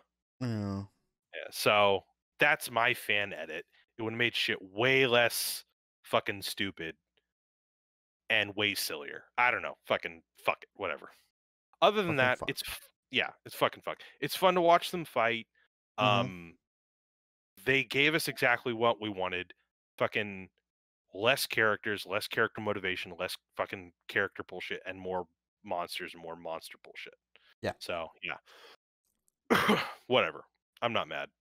No, it's fine. I enjoy it. Harry, tell me, talk to me, please now. I liked when the giant monkey punched the giant lizard. Yeah. Now, I mm, I liked it a lot. Hmm. But like you described, I liked the sense of just ignoring everything else and just enjoying a Godzilla movie where Yeah. it's just Godzilla doing Godzilla things and just being like, yes, finally. Because that was one of my biggest complaints in the original of like, where's Godzilla doing Godzilla things? Yeah. Godzilla's not doing Godzilla things. Like I don't necessarily mind that. Like if the character develop or not character development, but like if the characters were compelling The and it was non-Godzilla yeah. characters. Thank you, thank you. Yeah. If you like took the whole military brat thing off of the Brody character, Ford Brody, which is an awful fucking name by the way, but if you like made him like a different kind of character Mm-hmm. and gave him like something to do, like make him a fucking investigative journalist for the UN, and Mm. he's investigating like all this shit. That way he has a reason why he and get rid of the fucking family. Like I like Yeah. Elizabeth Olsen. I don't but there's nothing for her to do, and that's a shame. Like fucking make her the main character. Make her the investigative journalist for the UN. Talk about how there's civil unrest in all these countries because of fucking nuclear proliferation or shit like that. Mm-hmm. And she teams up with Daisuke Serizawa and they're fucking investigating like what the fuck is going on, and she has to grapple with Monarch, who was this shadowy organization. Like, Mm-hmm. you just get rid of all the bullshit that's associated with all this, and you focus on that character and Daisuke Serizawa. And I've told you this before, Yes. fucking Serizawa should have been the main character the Yeah. entire time. He's the only fucking dude who, at least within that context, has an inkling of what Godzilla as like a symbol is, not even like a real thing, but like a symbol. Yep. And then they have to fucking kill him to make more money for the sequel. Like it Yes. oh, oh. Like, could you imagine how fucking great of a movie it would be if you had a character who actually fucking cared about Godzilla? Like, Mm, that bit when, Serizawa just blows his own ass up trying to save him yeah. is, like, so much more powerful, and it's not even that powerful because it's poorly fucking shot and Yeah. poorly built up, but, like, it's a million more times powerful than fucking Kyle Chandler worrying about Millie Bobby Brown or fucking Aaron Taylor Johnson not being able to talk about how much he loves fucking Bryan Cranston. Like, that's the heart and soul of the movie. And it sucks too that the American version of Godzilla just like doesn't get Godzilla, period. Too. Mm-hmm. Like, I'll go, you know what? I'll swing back to that in a second. But like, it's the same thing with Godzilla King of the Monsters. You literally have a character who spends the entire movie fucking hating Godzilla, and what do you fucking see him as doing? Or what do you fucking see him doing in the first time he's introduced? He's like, "Oh, dang, I lost my son," and he's literally photographing fucking wolves tearing this fucking deer apart. And he's like, "Oh god, it's so peaceful. I'm fucking taking pictures of nature, of how fucking forces of nature are beautiful."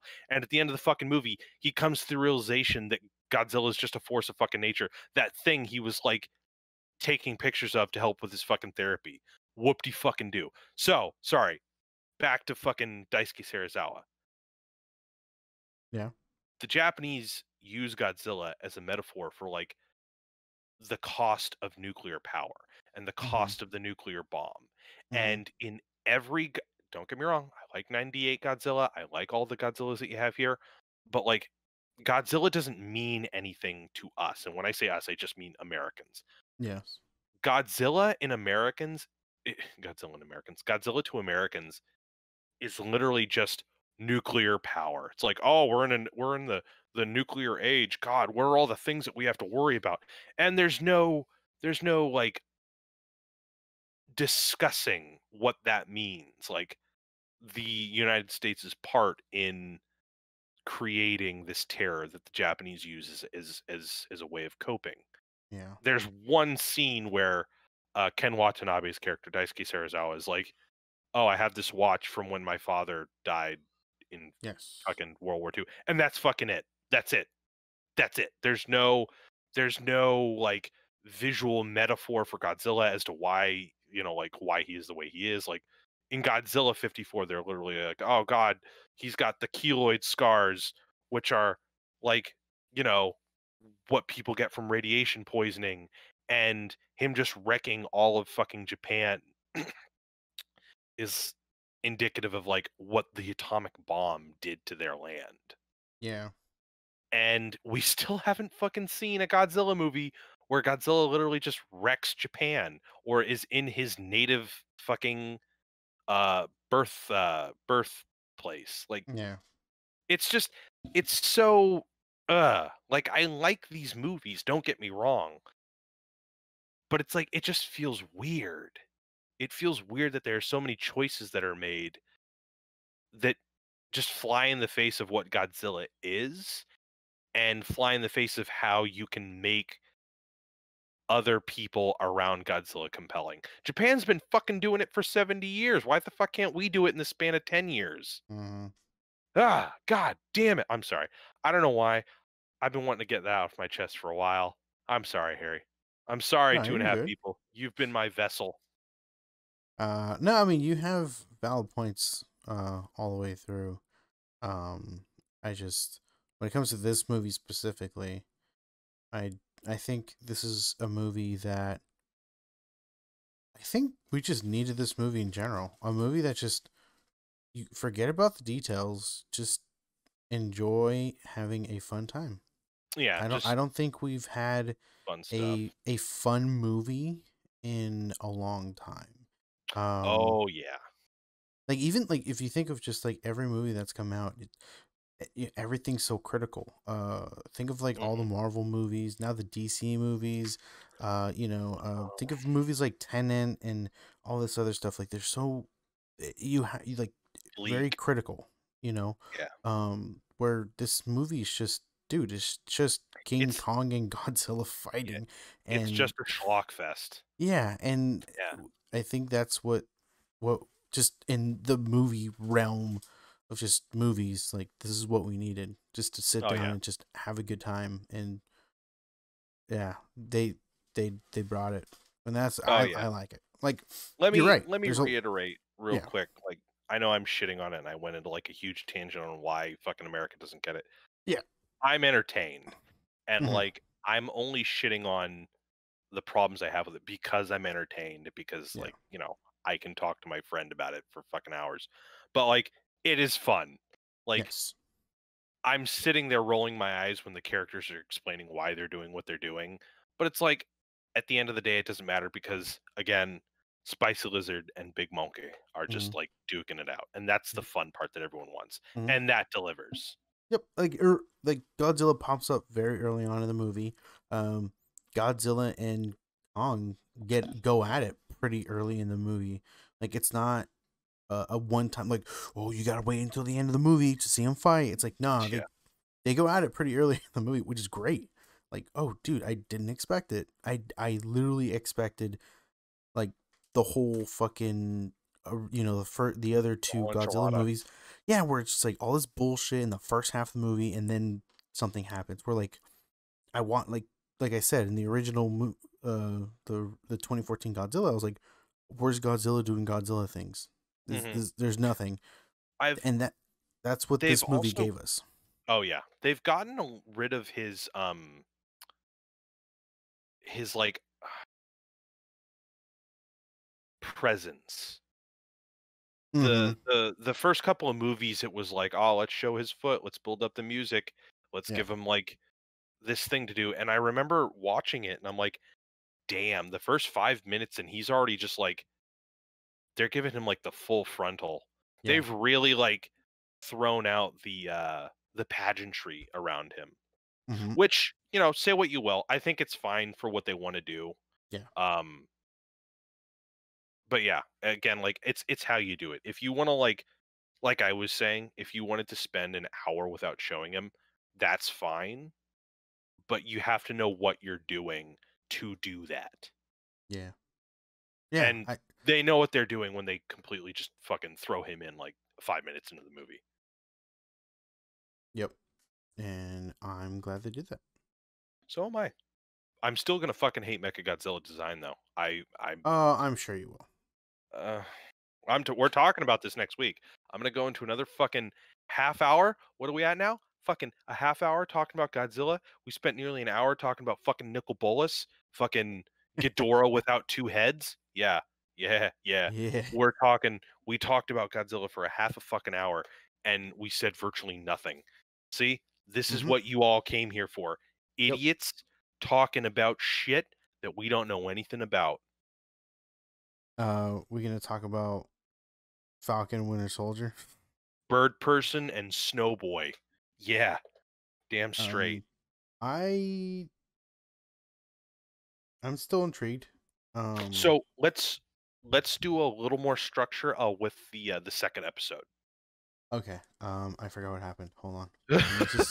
Well, because this was over a week ago. So Harry, let I me. expect you to remember everything, okay? Yeah. Not just, not just be a fallible, normal human being, okay? So that's the one where they find out about the serum and they chase him down and realize, holy shit, they're super soldiers. And then Yeah.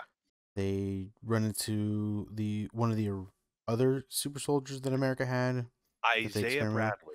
Yep. And then after that, uh, oh my god, I just remember the scene where like the cops come and they're asking his name Brody. No, he's not bothering me. You know who this guy is? Yeah, it's just Oh funny god. how they're like, sir, calm down. It's like, what do you mean, calm down?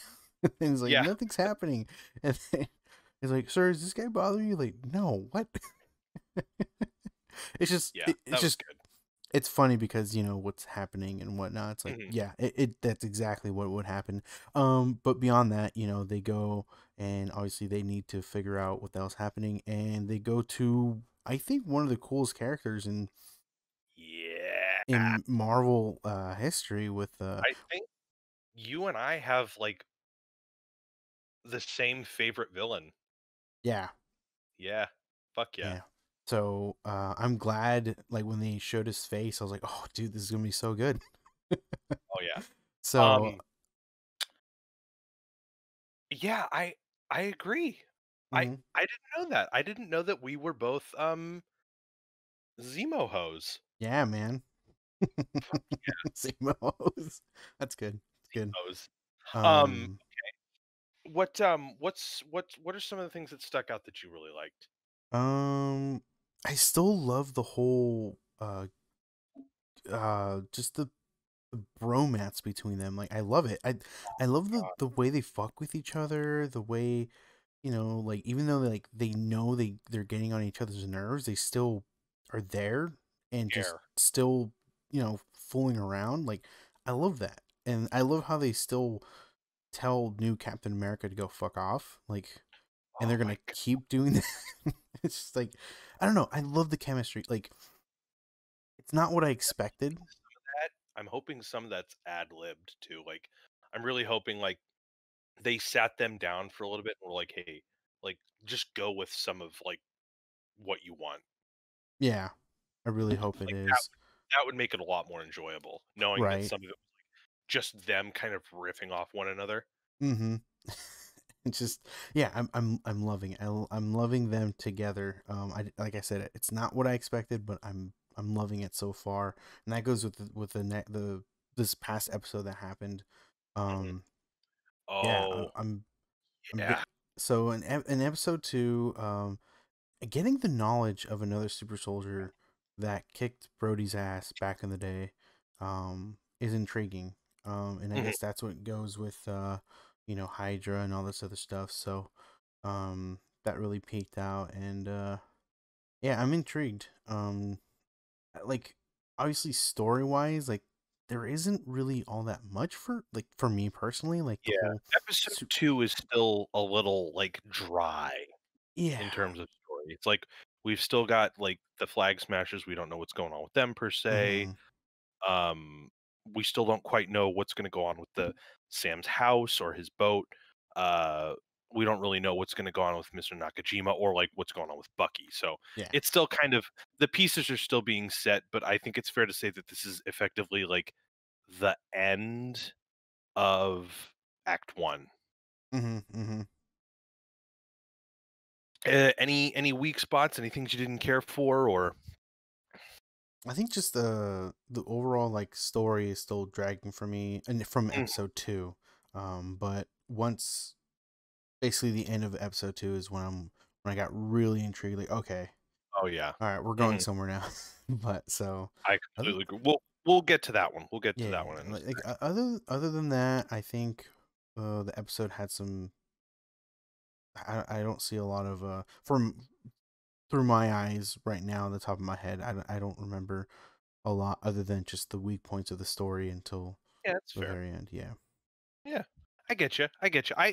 Um, I agree with you on the story. I feel like, Mhm. it might have been a little weak. I think there was more interest in developing like what's causing the rift between the two of them Yeah. and introducing John Walker. Mhm. So we'll go over like a little bit of a thing. John Walker has been introduced as the new Captain America. Uh, Sam and Bucky try to stop the Flag Smashers. They're intercepted by the new Cap, who works on behalf of oh god, the Global Reparation Committee something council. Um, it's a joint U.S. international thing that tries to help the people of the blip who came back and situate them.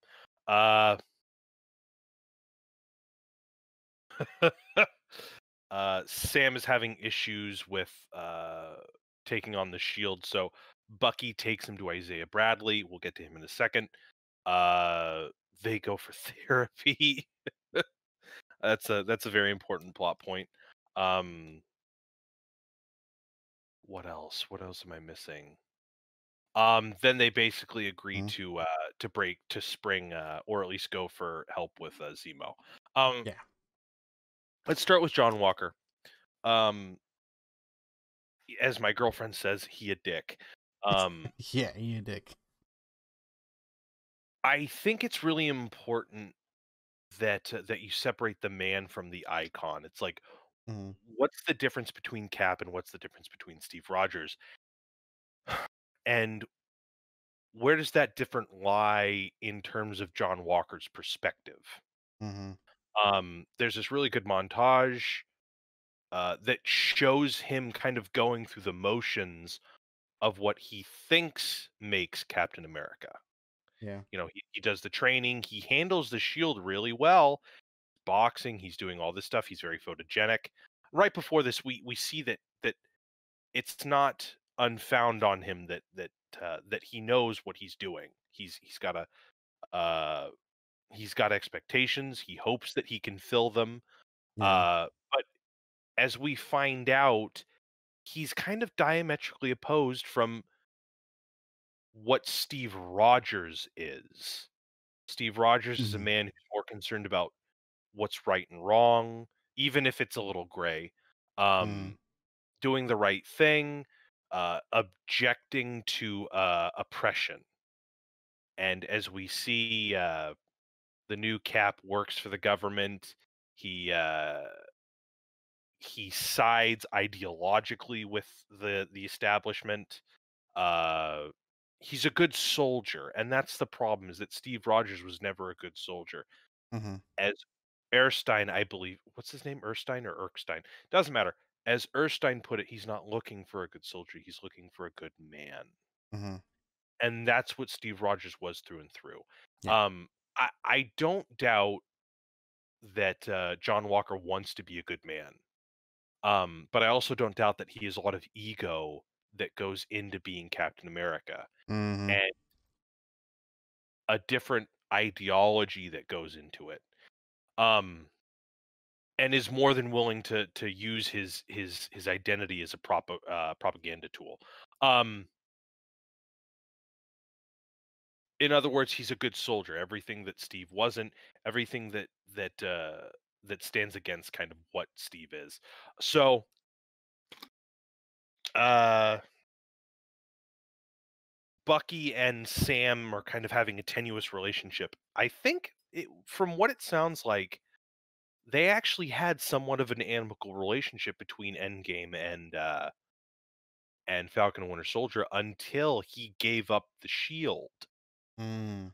Because this is triggering kind of a crisis of faith for both of them. Uh, we're going to learn more about why Sam gave up the shield, uh, but him giving up the shield has caused Bucky to doubt whether or not Steve's judgment of not only Sam but himself was right.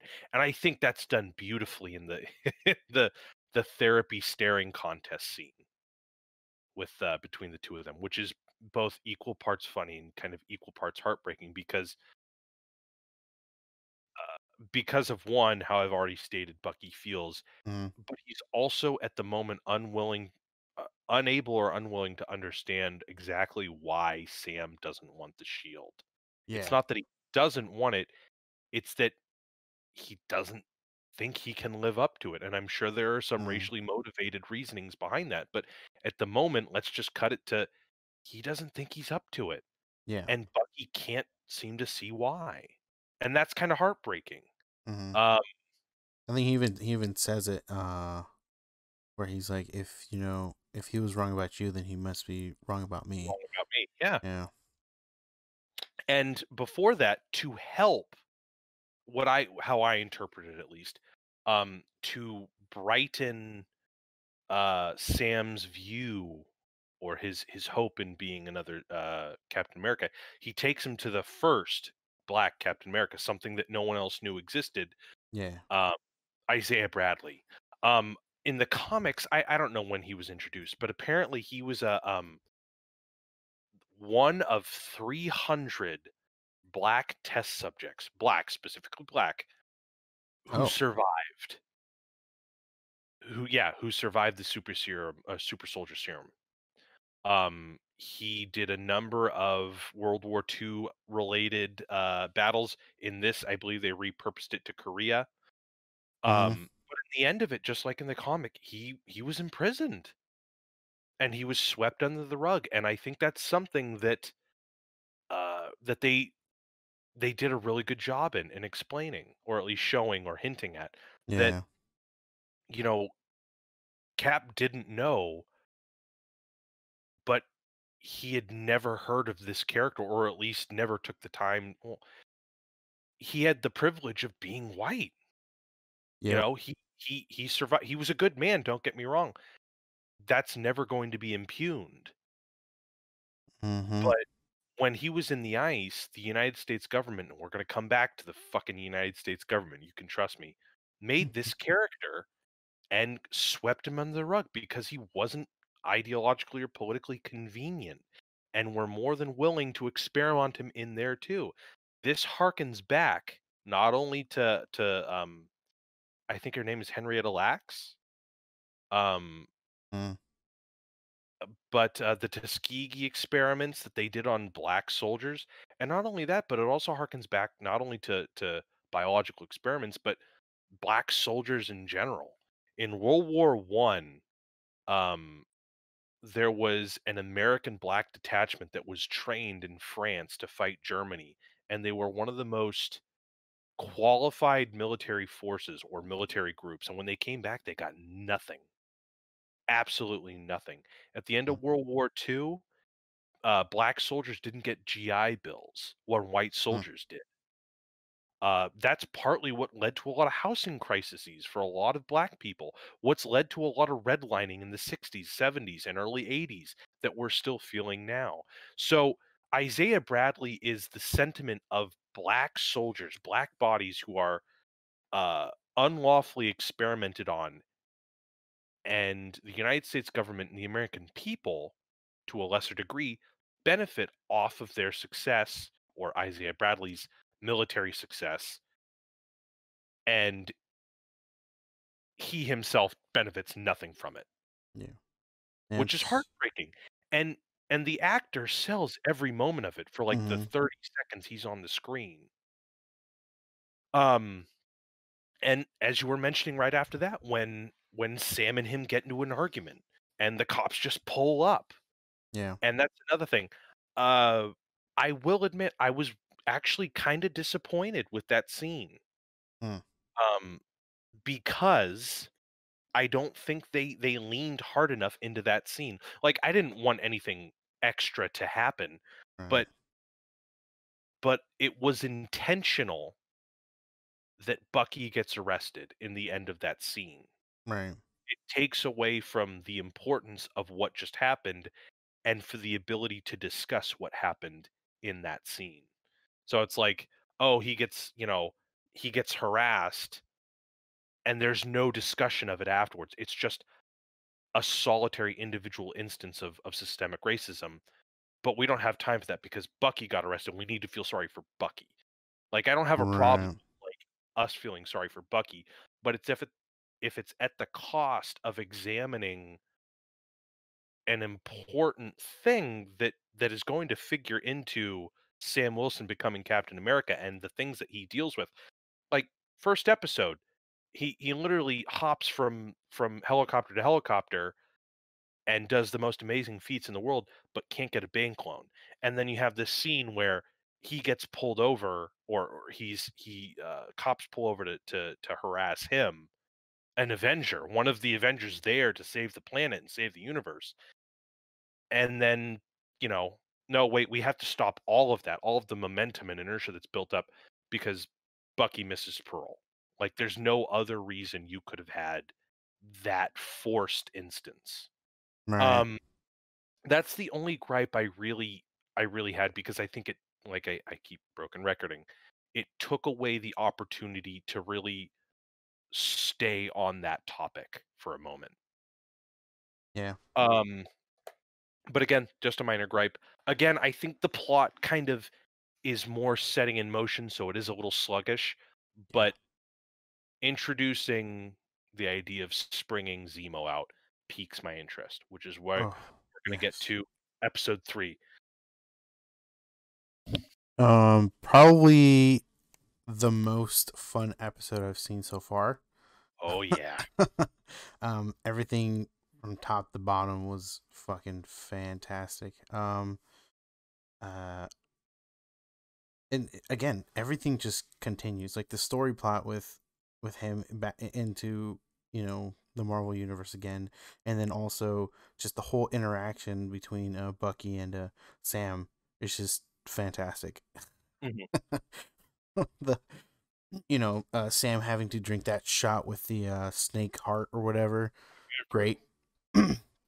um, just I, the multiple times that they think he escapes, but then comes back and helps him out, and then when he dons his mask is oh god yeah. So good. Um, I really don't have I the only thing is the um person who saves them. I don't remember where they're from. Sharon Carter. Yeah. So she's the she was, yeah, they've kind of tiptoed around her a bit. She's Peggy's grandniece or niece, Mm, okay. Yeah. and she's helped Cap, as she said, she helped retrieve the shield and the wings when they were getting ready to get on the run during the Okay. Sokovia Accords. Okay. That's yeah. I don't 100% recall, but yes, that. That was it. Other than that, I liked the episode. It was great. There's enough action. There's enough banter between everybody. And then Oh God, yeah, the Tennessee banter's Velvet. great. The just and the story progressed. We learned a lot about the serums. We learned a lot about what's going on with stuff, and I'm glad. I don't know. Obviously I'm excited for the next episode. Um, Oh yeah, yeah. absolutely. Um, Um, things you specifically liked. like I was saying, the banter. It's Like, just it's great. I love it. It's like yeah, just a, what is it? The way you describe the buddy cop films, like yeah. that's Oh what yeah. this is. But like it's like Lethal Weapon. It really is. Now that I think about that, It's Lethal Weapon, but with Avengers, and it's fucking fantastic. I Mhm. love it. I'm having fun. Something that I think, or something that you might not have liked in this episode, or that might not have been as good as you Mm. wanted, or something that was weak. Um, I think the thing that really got me was the the super soldiers that at the very end or towards the end I believe when they like blow up the car and then kill the people in the building. I think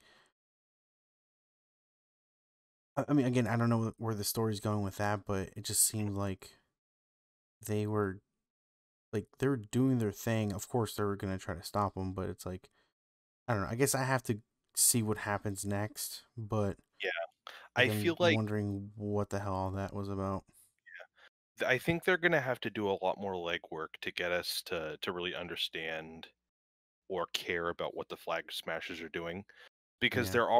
they've been setting up a lot to make them sympathetic, Yeah. and that's all well and good, but they haven't really given us a goal, and Yeah. that's okay. Mainly because that's how these movies are kind of setting up, where there's a bit of mystery involved to them. Mhm. But something kind of needs to happen to get our interest in whenever we go from Falcon and Winter Soldier to these guys Yeah. to keep it interesting. Yeah, and So, oh, go ahead. no, I was saying with Zemo in the picture now, it's kind of like how much more can they put into these other characters. Yeah, I mean, I'm personally loving the way they're going now, but you know, also they're not the only characters in the show, right? right, right, right, So right. Um, okay, yeah, I like where we're heading with that.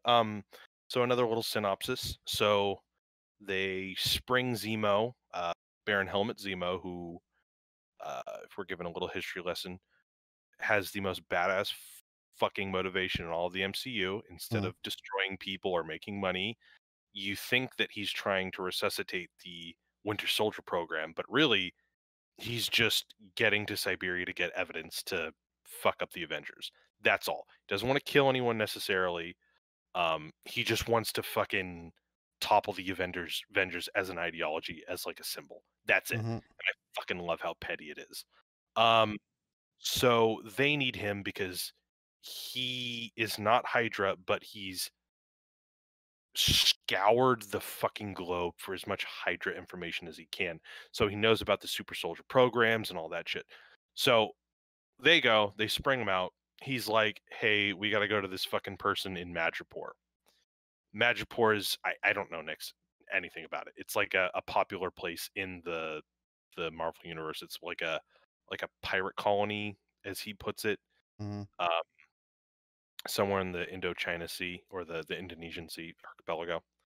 Um, they go there, they find a person, get information, gunfight ensues. They find Sharon Carter, who tells them where to find uh, the fucking super soldier serum scientist guy that the gunfight bitch was. I'm sorry, describing it poorly. Um, so they go to this guy. He dies. More gunfights, Mhm. and that's pretty much it. So, and while all this is happening, fantastic banter. Yes, I'm sorry. I did not mean to forget that. Forgive me, Bear. Fantastic. You go left, goes right. I told you to go left. Well, I was laying down. Come right. It's good. It's Every good. action movie. Oh Oh my God. god. He had the fucking balls to say that while he was getting shot at. Right. Okay. Uh, I love Zemo. Uh, Mhm. I am worried that he is going to become a victim of the speech that he makes. Uh, hold on. Mhm. Let me give you a little or let me assemble my thoughts in a proper way. I Yeah. like what they're doing with Zemo. Um, I like that in Civil War he was a very human character. There was no invincibility. There was no nothing. He wasn't Mhm. super smart. He was just willful, and Yeah. he put in time and effort. Um, and I think about a third into the episode, he makes a statement about Steve Rogers about you ignore all the faults that this character has Mhm. accrued, and he becomes an icon or a symbol. I'm Yeah. worried that him taking on the outfit and taking on like the mantle of Zemo instead of just, his name Yeah. will elevate him to that status, this kind of symbol character who is Mm. free of human fault. Because Yeah. when I say human fault, I mean all of the things that you and I liked about Zemo in Yeah. the beginning Yeah. and more of his like grandiose villain stuff that makes him the character that he will be now. I still like him. He's Yeah. charming. He's Machiavellian as he's reading the Mhm. book when he escapes. Um, I really hope that they keep that fallibility in Civil War and transfer it to this one still. Um, Yeah. there's less Walker in this, and I'm fine with that. Yeah. They're like, oh hey, let's do the same thing Bucky and Sam were doing, except they're fucking two shits late. And Right. that's it. Um, God, there's so many great parts. Let me start with one of the things that I really like, Okay. Go. other than Zemo. So they go to Madripoor and they're all in disguise, and it's all funny, fucking a black fashion for, and only Americans think that a black fashion forward man dresses like a pimp. That shit will be seared into my brain Mhm. forever. Um, when Bucky is in the bar and he has to pretend to be the Winter Soldier. Yeah. And I was hearkening back to the second episode and I wanted to say, man, these fight scenes are fucking awful because like they literally have a super soldier just like standing there being held like a fucking bitch. And I realized why that's the case. Because Bucky doesn't want to fucking hurt anyone. And Right. this episode really drove that home. that, Mm-hmm. like, yeah, he does hurt people, but, like, he has to play this part of the Winter Soldier about how, like, vicious and violent he is. And the Yes. scene where they have to essentially, like, boost their credibility with their personas, Zemo asks Bucky to essentially fight these people, and he annihilates them. Like, Mm-hmm. fucking takes their lunch and kicks sand in their eyes, like, E- e- badly. Even Sam has to be like, "You okay?" Like Yeah, no, afterwards. yeah, exactly. And it really rams home, like, why Bucky was shit in the first fight scene on the Yeah. second episode, because it strikes a difference in who Bucky is between him and the Winter Soldier. The Yeah. Winter Soldier is vicious, calculating, cold, methodical, and Bucky is smart, capable, driven, but he's not violent and he's not vicious and he's not cold and he's not like a terrible fucking robot like the Winter Soldier is. Yeah. So sure, it probably was a choreographical difference or like a thing difference, but in my head, I kind of like that, he sucked in the first battle because he's not trying to be the Winter Soldier. He's trying to be James Buchanan Barnes. Um, And I think the whole therapist thing where it's like, what's rule number 2? Don't hurt anyone, right? exactly, Yeah. exactly. Thank you. I actually wasn't even thinking about that until you mentioned it. Um, one of the things you and I have talked about, like the whole race issue, not Mm-hmm. being able to get bank loan, um, black stories and black's excellence kind of being swept under the rug, Mm-hmm. and black autonomy is being like violated. But one of the things that I didn't expect them to really emphasize, Mm-hmm. was the geneticist, the super serum soldier character. So they go to Madripoor because they're looking for the this mid-level fucking person, Yeah. and she gives them the name of the scientist. Yeah. That fight scene goes down. Sharon Carter finds them, and they find the scientist, and he says, "I worked with Hydra for the Winter Soldier program, making those 5 guys that Zemo killed. Mm-hmm. And when they went under, I was recruited by the CIA." So this is a kind of a throwaway thing, but it highlights something very important. The United States has been more than willing to take people on the wrong side and paint them as people on the right side when they work for them. Mm-hmm. Mm-hmm. Um, the United States did this in World War II. German scientists, Yes. whether or not they were intentionally working for the Third Reich or hostages, ended up working for the American NASA rocket program. Yep. No big deal. Whatever, Some of them who were able to trade information for other Nazis and other high up officials, they got amnesty. I Mm-hmm. mean, there's this history of taking these people, these gruesome, horrible people, and just, let's put them to work with us. And it's not just an issue of sweeping people of color under the rug, Yeah. violating their bodily autonomy.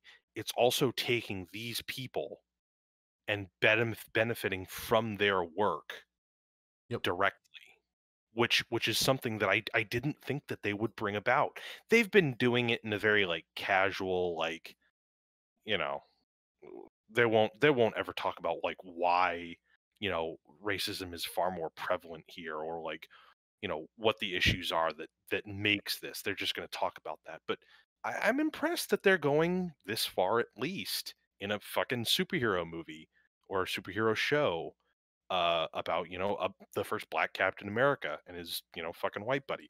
But I thought that was pretty compelling, and Zemo not wanting fucking super soldiers in the world just fucking offs him. um I was So hold on. I liked Zemo. I liked the character Mm-hmm. depth with Bucky. Let's see. The ending. I really like what they're gonna kind of put our characters in. I like conflict like that, Mm-hmm. where it's like Mm-hmm. Zemo's on the hook for fucking killing King T'Chaka. Germany fucking has him, but not anymore. And now Wakanda knows that. And Bucky was rehabilitated in Wakanda. He has his new arm, which is vibranium. Yep. Um, he owes Wakanda a lot. Sam is an Avenger who also fought alongside the late King T'Challa. I don't know if he's the late King T'Challa in this universe yet. Um, but there's a conflict now, a very, Yeah. very palpable conflict between one ally, Yeah. and I want that to be done well. I don't want this like, oh well, we have a common interest. Da, da, da. I want there to be some petty conflict, some understandable character based conflict there. Yeah. Uh, let's see. Overall vibe I liked. Yep. Consistent action, consistent drama, Mm-hmm. Mm-hmm. and consistent banter. I loved the callback to Civil War. You're not going to move your seat up, are you? No. I love it. I fucking love it. It's so Dude, good. it's so fucking good.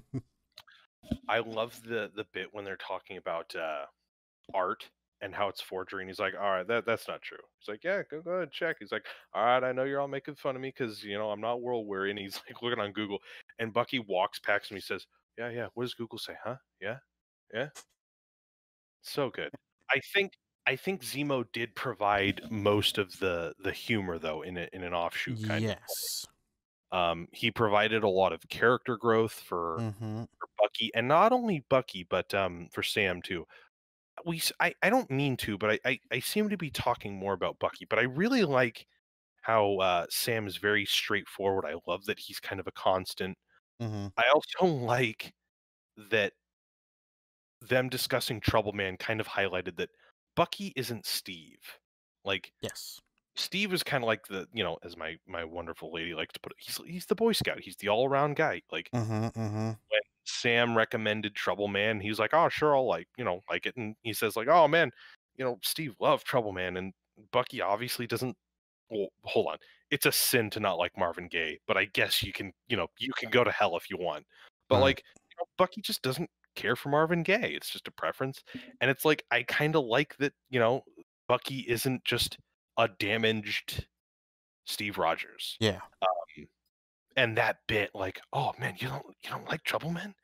It's it's modern, it's contemplative, and it completely examines the black experience." And he's like, "Hold on, you're out of line, but he's totally right." Like It's so like good. like that highlighting, I think that's what's really good about Zemo is that Zemo is the character who's able to unilaterally highlight the divisions between the two characters and Mm-hmm. the Mm-hmm. things that they individually have a problem with. Yeah. Um Problem time. I actually had quite a problem with Sharon Carter. Mm. I don't let me rephrase this. I don't mind her being on the run. I don't mind her being cynical. I don't mind any of that. What I kind of had a problem with, and it's probably my small walnut lizard brain, is I felt like they were setting her up to frame them. Oh. So there's the bit where she's like, "Oh, here, you can stay here, make yourselves at home." I thought there was going to be like a big set piece at that art gallery. Yeah. Like there you can't be like saved by someone and they provide you shelter and then she walks away saying make yourselves at home and not kind of like expect something to happen. And there was this Yeah. weird like 2 minute like montage of like Zemo like partying for a moment, which I liked, but them Oh, kind of so just good. relaxing and Yeah. then onto the scene. And then there, she's like, "Oh, well, you guys go through here and I'll keep an eye out." And I'm like, as Right. soon as they open the tanker, it's empty. And I'm like, okay, so she double crossed them, right? Like she's on the run. It's probably more expedient just to double cross them to Mm-hmm. gain like whatever. And I just, if they didn't do that, they didn't want to do that, that's fine. I just got the impression how scenes were set up and Yeah. how scenes are normally set up in other cheaper movies and other media that this character was going to kind of like pull a fast one on them. Mm-hmm. That's just me and watching a shitload of media and kind of like instinctively assuming or inferring. Mm-hmm. So that's less of a gripe, I think, in general, and more just like maybe I'm inferring that wrong. But Um, there was so I think the one, maybe the only thing I wasn't happy about was when they get caught, right? When they're walking the street, they're trying to play cool, and then they catch them and they start shooting at them. And mm, then, so they're running away, right? And then they're getting shot at. And then all of a sudden, like, the people in the motorcycles get shot, and then the gunfire stops, and she's there. It's like, wait, yeah, so it's a little where, abrupt. and I'm like, where's everyone else? Like, they weren't the only ones, right? Like, it showed a bunch of people getting a text message about, Yeah, they fucking John Wicked that part where it was like everyone got a fucking text and was like, "Yeah, kill these fucking turkeys." yeah. So I was like, wait, so where's everyone else at? Mhm. Like Like, there's more than just the two yeah, people on the motorcycle. Like, what's going on? And that was my only gripe. yeah, I didn't mind it. Like, I'm with you where it's like it doesn't. I'm not gonna be like, "Ah, fuck it, I'm turning this thing off." But like, Right. you watch stuff like that, and you're like, "Is it just me, or was there supposed to be more? Was there just was I like leaning too far into this?" Yeah. Where it's like that could have been a secondary like set piece where it's like Mm-hmm. they could have like gotten in her car and had like a car chase to her hotel in Uptown Yep. or Hightown or whatever it is, Yeah. and then there you go, and then you just shorten the fight in the tanker or whatever. You just don't have it. You have like a little explosion or whatever. But Yeah. like the idea of them getting to the hotel, partying, and then getting to the tanker, everything's fine until the story demands that there are bounty hunters that come for them when it's inconvenient. Mm-hmm. So it's just, but that's just that's just how it is. It's not That's like, what the plot demands. yeah, and I use that a lot, and I think I've poorly taught it to my girlfriend who's now kind of getting into movies. But it's Uh-huh. like it's okay when that happens. It doesn't like destroy the movie, but Yeah. No. No. No. it does kind of explain sometimes like why something happens. Um like why does Godzilla have to fight Kong? Oh, he just has this natural fucking Godzilla's a fucking dick. You know what? Mm-hmm. That's it. I'm just gonna say it. If he has an quote unquote natural rivalry with every fucking creature in the world that we see, then he's just a dick and his entire species deserves to be extinct. Okay? I'm just gonna throw it out there. Okay? I'm just throwing it out there. But it's like that, where it's like you create a hand wavy thing Yeah. that explains or just shows that they're not like, okay, well, Bucky and Sam are just out of danger just because the plot demands it. The plot demands that he has to get to, Sharon Carter's headquarters and Zemo's got to have dance. it. Fuck yeah. The plot will always demand that. I love that fucking little dice roll like It was so 3-second good. bit. I If fucking there's a loved way, it. oh man, God, he's so good. Like He really I is. am so glad. I am so fucking glad that he came back, and not only did he Mm-hmm. come back, but he was actually fucking excited. Like, you could see the fucking the hype in his fucking deadpan German ass face. Mm-hmm. Mm-hmm. For the longest time, I really did love Mysterio. Like, I didn't think he was a particularly great character, but well, scratch that. I did think he was a good character. I just felt his third act performance was kinda weak, but for the longest time, Mysterio was my favorite villain. Just Mm-hmm. how he's able to manipulate Spider-Man, like what makes him so good is like how effective he is at manipulating the character and Mm-hmm. and all of that. But fucking Zemo takes the fucking cake, okay? His Mm. motivation is good, it's solid. His resentment, how he's probably going to be an anti-hero later on, like all of it's fucking great. Yeah. Fucking I I never should have doubted you, Zemo. I'm back. I'm back, baby. I'm fucking back. Um so go ahead. Go ahead. No, I was saying I still haven't seen Spider-Man: Homecoming or whatever, the most recent one. You motherfucker. Ooh. I'm sorry, man. I didn't go. Was it? Did it come out to the movies? I didn't see it in the movies. Yeah, of course it did. Oh shit! Well, I didn't see it in the movies, and it's not on Disney Plus. So what the fuck? What can I do? Shitter. Oh, okay, we'll have to watch it one of these days when Yeah. everything stops dying. Yep. But yeah, fucking God, these were some actually pretty good episodes. I'm actually really looking forward to seeing what they do next because I want I want I want to care about the Flag Smashers. I really do.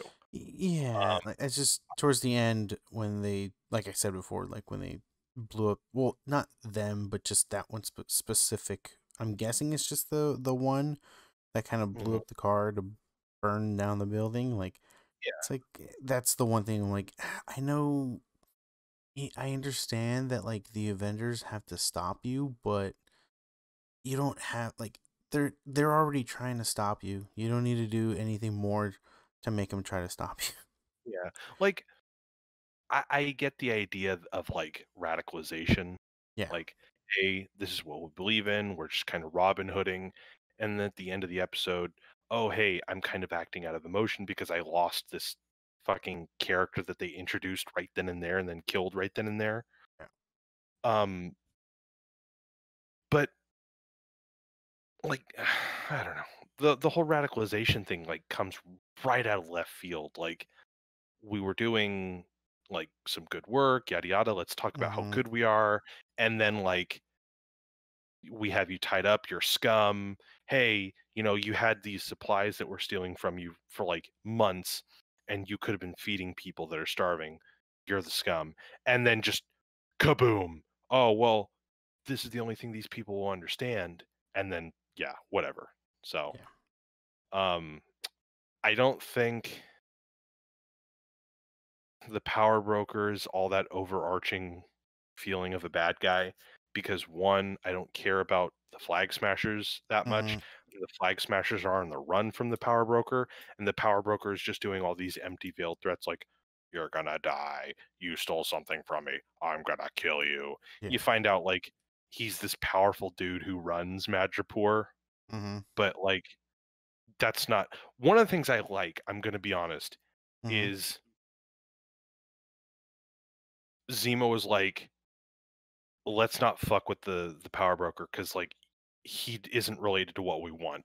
But you find out you Right. know that he is. But I like that it's like there's no metagaming. It's like, oh man, if we wanna figure out what's going on, let's go to the power broker and just like completely bypass all this extra bullshit. Like Yeah.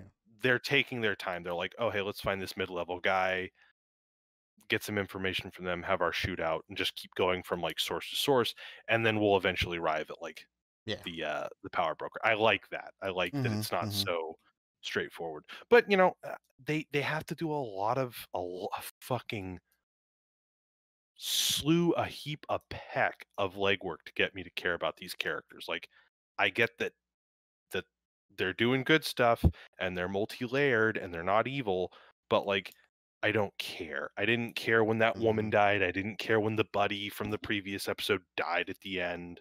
Yeah. Like they need to do more. Mm-hmm. Mm-hmm. So, anywho, that's all. That's all. Yeah. I'm still really digging this. I didn't think I would. I Neither was did more I. excited when I first saw it. I was less excited when I started watching WandaVision. Yep. And now I'm still excited just because like this turned out to be everything that I was hoping for. Yeah. Like So I'm definitely liking this more than WandaVision at this point. Like really yeah, like WandaVision was good. Don't get me wrong, it was great. But it's just this is more my style. okay. Yeah. It's not like obviously everything is preference and opinion, so it's like maybe WandaVision is an overall quote unquote, like better show, but like for me, like I'm digging the show way more because of the banter, because of, you know, the action and stuff like that. Like this is what I want. This Good. is Good. this is Good. Good. Lethal Weapon. I'm They're glad you giving me like it. Lethal Weapon. I I like it too. I'm still on the fences whether or not I like whichever one more. Hmm. I think there are strengths on both of them. and I know how we both felt about the ending of WandaVision. Mm-hmm. Um, I just hope Falcon and Winter Soldier can bypass the pitfalls that WandaVision had. Yeah, agreed. So, Yeah, we still have what, 3 more? There's 6 in total, right? yeah, 4 more. Yeah. Whoa, oh shit, 3 more episodes. Yeah, Yeah. holy dick, So we that's got right. three. We got 3 more episodes. We'll see how they end up. But Trace. yeah, we'll see. See how it goes. All right, all Um, right. what else? Yeah, that's it, man. I mean, Yeah. that's we talked enough about Winter Soldier or Falcon and Winter Fucking Soldier. Nicol Bolas. Jesus Fucking Nicol fucking Bolas. Christ. That's the I am next so enemy. mad. Fucking yeah, what's a guy with fucking bird wings and a fucking really strong dude with a metal arm gonna do against Nicol fucking Bolas? Yeah, Just nothing. shut the fuck up. No, no, no. Nothing. That's what. I'm All right. sorry. I owe you an apology, Harry. You are not Nicol Bolas. I Okay? am not Nicol Bolas. Nowhere near. All right, Not man. We deserving. are literally hitting the 2.5 hour mark. This is the Alright. longest podcast we've recorded. And to think we Seinfelded it. We spent the whole time talking about nothing. We literally did. This was good though. This is good. Yeah, it was fun. I'm hoping Demetrius really likes this episode. Hey, Demetrius. How you doing, buddy? We hope you're doing all right. Oh man. Oh, all right, guys. You want to stop here, Bear? Yeah, yeah. Get your fucking bitch rest. No, I'm kidding. I need my bitch rest. All right, folks. If you wanted to get a hold of us, if you wanted to email us, talk about us behind our backs on email, tell us how crappy we are. Any recommendations, whether or not you have any ideas that you'd like us to pitch or any topics you want us to talk about, you can hit us up on hittingthemark2020@gmail.com. You can also check us out on Twitter. I am the one who's supposed to be responsible for it, but I am immensely lazy and inactive because I don't have a Twitter other than this one. So you can hit us up on capital H, capital T, capital M underscore podcast. Again, at HTM underscore podcast. And last but not least, if you want to rewatch any of this, if you want to listen to this while you're touching your person meat or you're, jogging or you're working at your dead end job, that's not projecting. You can watch this at Hitting the Mark with Harry and Mark on YouTube. Eh. Yeah, exactly. The enthusiasm of Aragorn running into a fucking Mm, battalion of orcs. for Frodo. For fraudu. For frauding. All right, folks. This is Hitting the Mark with Harry and Mark. We'll chat with you next week, all right? Bye bye. Auf Wiedersehen, assholes.